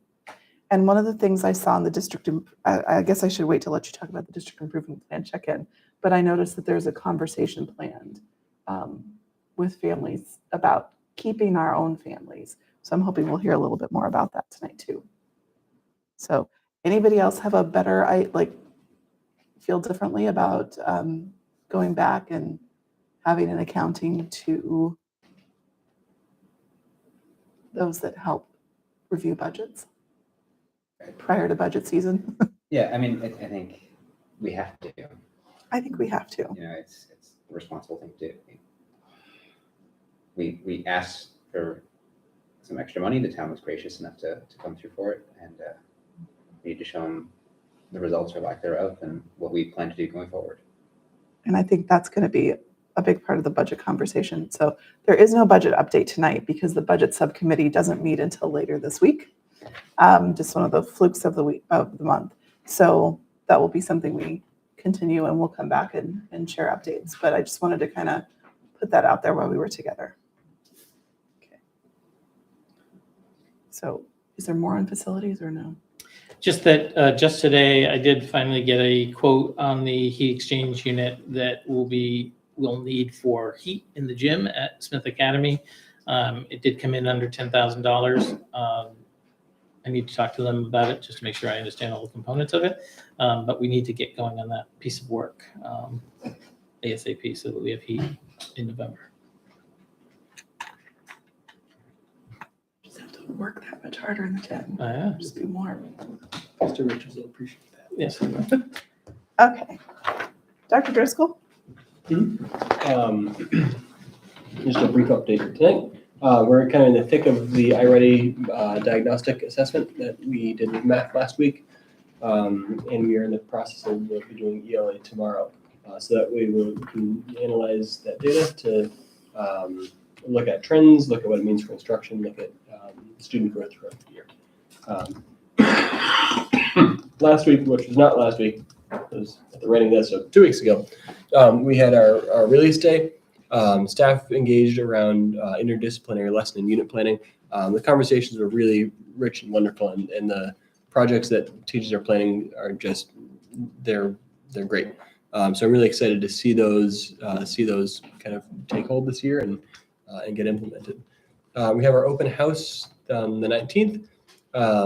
That's going to be open to Smith Academy students as well as prospective students. I've spent a fair amount of time the last couple of weeks reaching out to area private schools and other schools that end at kind of where we enroll students to connect with their their guidance departments or their secondary sending departments, whatever their different names at different schools. And so they've been really, I think this is the right time to reach out to them. Last year it was a little bit later when I was doing that. So they're excited to be able to share that information with parents at those schools as well. Then we have homecoming coming up on the 14th with parade and all kinds of games. Dance the night before. That's our update. How about Hatfield Elementary? We had a successful, that's supposed to be announced lockdown drill, not unannounced. It was an announced drill. We always do those in collaboration with both local and state police. The other two that we have will also be announced, and that will be happening in the one in the spring, both of them actually I think in the spring. Again, on September 22nd, we also had a half day, and a lot of our teachers engaged with the SRSD Releasing Writers Manual. We were fortunate to, again, trying to reinvigorate SRSD in our writing curriculum. Leslie Laud has created a new manual, and we have purchased those for all of our staff. So we gave time for them to be able to look at that. Our ESPs also participated in both second step lessons that our teachers are also in the process of reviewing, but also the SRSD videos as well. And we, like Connor, are also finishing up our fall data. We have data meetings actually this coming week. So all of our students have been assessed in DIBELS, DRA, and iReady. 6th grade did iReady reading and math. Dr. Brenner? So on the half day, ESPs, if they weren't engaged in some of that work, the SRSD and second step at the elementary school, we worked on the preschool. ESPs worked with the pyramid model for me, and I set up some personalized learning that was at a self-directed pace for the essay ESPs on the Iris Peabody site, which is a Vanderbilt platform that Department of Education supports and helps fund for topics like classroom management, universal design, introduction to pieces of the IEP, those kind of things. I helped support directly doing direct assessment myself and supporting other folks completing the new set of universal screeners that we have for preschool and kindergarten, and have purchased some more materials for the preschool, aligning with our pyramid model action plans from last year. And I've gained access to the pyramid model data platform, which we hadn't used before.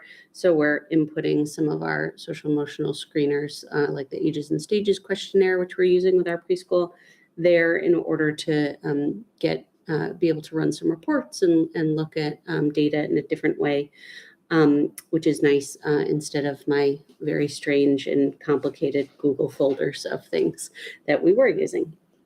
In terms of grants, the 240 and 262 were both approved and are readily being spent.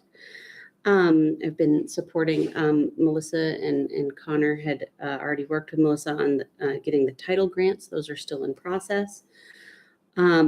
We hired the ESP at SA, and we do have the HES ESP position posted, and now we have the SA position posted, which was not in effect when I wrote this. We did recontract for BCBA services. The BCBA that we had unfortunately had some family needs and they've stepped back. So we have recontracted for that. It's going really well. For family and community, reconnected with REACH. Originally, there wasn't any REACH transition students, and then one came out late summer. And so connected with REACH because I had already connected with Criterion. Those are our two main early intervention providers. I co-created the preschool guide with the preschool teachers. This was part of our pyramid work. There will be an expansion to it next year, which will include a curriculum map based on the understanding by design that Mr. Wood was talking about for the ELA that we're using. But that has been shared out with preschool families, and that hadn't been drafted in a way that we could find. The sort of nuts and bolts had always been there, but we went into pedagogy and philosophy and the standards that are used in preschool, which we couldn't find that had been done previously and shared with parents. So hoping our new families are finding that helpful.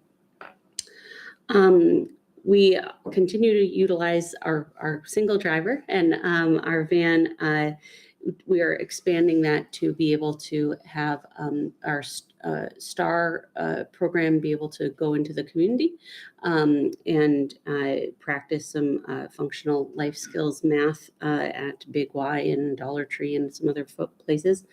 And as well as a Smith Academy students internship, we were able to support with transportation down to East Hampton.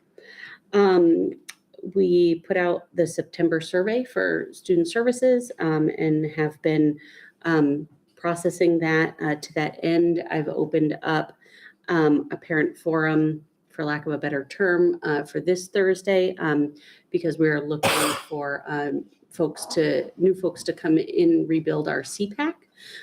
So while we don't have leadership at this time, I still would like to regularly meet with families. So I shared it with those who indicated they were interested in the survey. I posted it on the website. And if anybody would like the link to that, please reach out to me.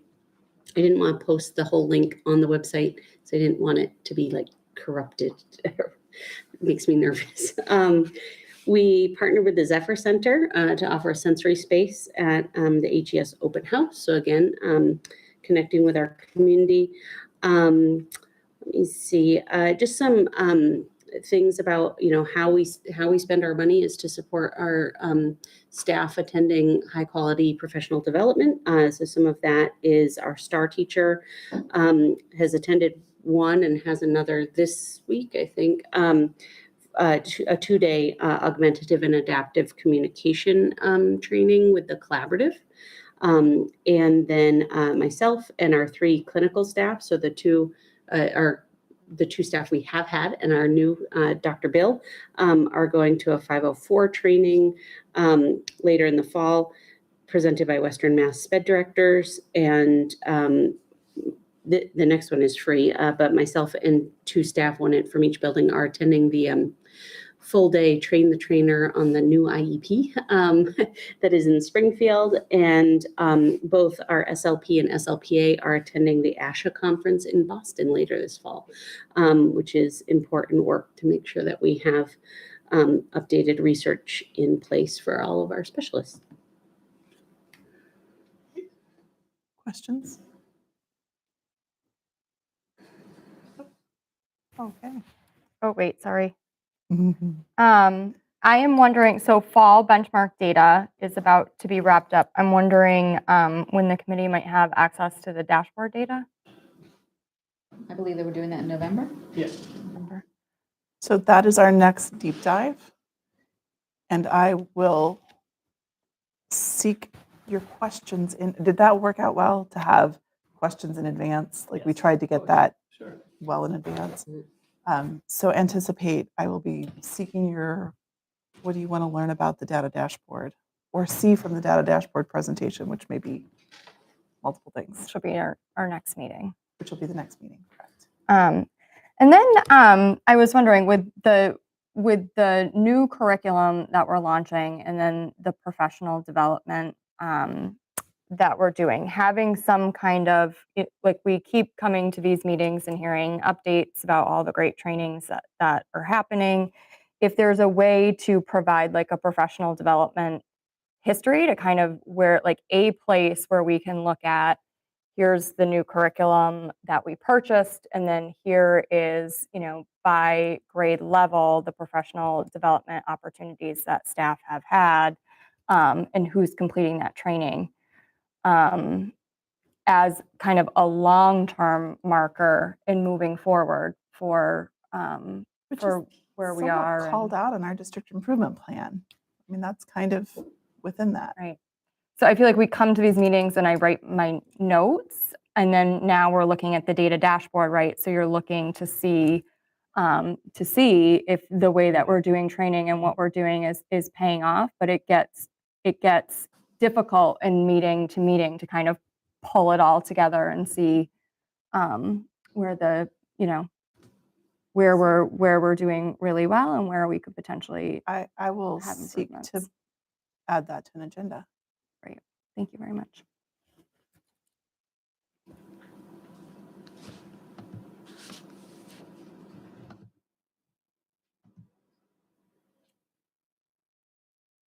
Other questions?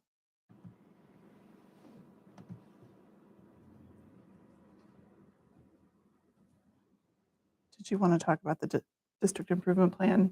Anybody, there was in your packet, you could see the update for September, October for the district improvement plan. Did anybody have any questions about that or anything administration wanted to speak to in particular? Anybody want to speak to anything they wrote? You mentioned something in specifics. Yep, I noticed there was on there a meeting with concerned families about a forum to talk to families, so that we're looking and talking to families about making sure that we're keeping our Hatfield families. Can we hear a little bit more about that? Yeah, there were two HES parents who, have been paying attention. They've been very involved families. One of them particularly has been on my school council and has just been kind of concerned with why families might be leaving. So they were meeting with myself and Connor to kind of begin this conversation, and we've set a date for a November meeting where families can come in and they want to have conversations about, why they should stay, why we want to encourage families to stay here and not think about choosing their families elsewhere. So we are in the process of gathering some families to not only facilitate, but see if there's an interest and who would like to attend.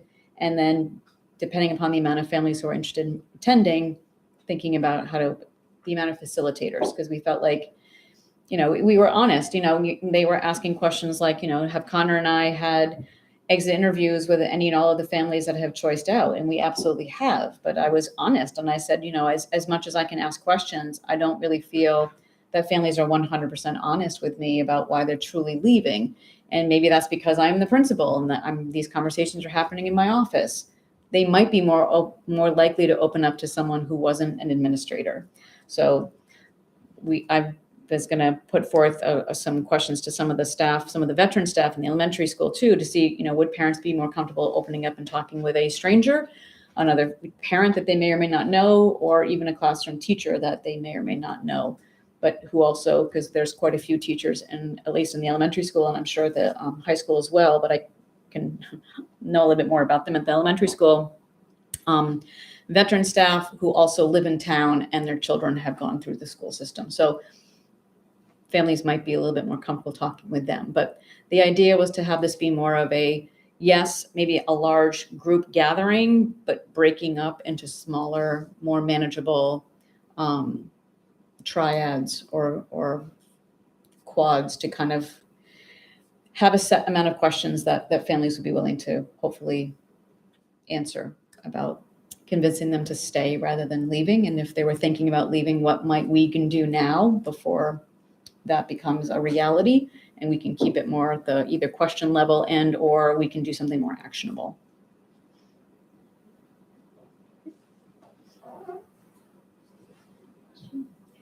I'm wondering, do you get the impression that when you have students that choice out at the elementary school, do you get the impression that it's because the families feel it helps them get a leg in, a foot in the door for a high school that they want instead? Because it's not supposed to be the reality. No. Sometimes, yes. For some, it's a friendship thing. It's just not a good fit. That's the great thing about small classes is that kids get a lot of really great individualized attention. At the same time, there's not a big group, another bigger group of kids to kind of like be getting along with. So if there's not a really good connection, then sometimes that's a reason why families might think about choicing out. Again, there was a large group of students that choiced out of the 5th grade. And for them, I think it was really more about not having the diversity, wanting to have more like-minded students because they just were not feeling like they had a good connection because of who they were and how they identified. So those are the kinds of things that it's hard when you're in such a small group to be able to offer that. But yet at the same time, my comment to those, to the two parents was, but every single one of those students had friends. Every single one of those students weren't saying that they were being teased or made fun of. They had connections. There just weren't a bigger group of other students that were like them. So that's the harder thing too about being so small. So it's not so much transitions that you're seeing to other small schools, like from Hatfield to Hadley, or Hatfield to Hadley, but Hatfield to Northampton or to Amherst or something like that, where there's more opportunities for networking. A majority of there are a couple that will go to the smaller schools that are similar to us, but a majority of them are to the bigger schools. Okay. And for that reason.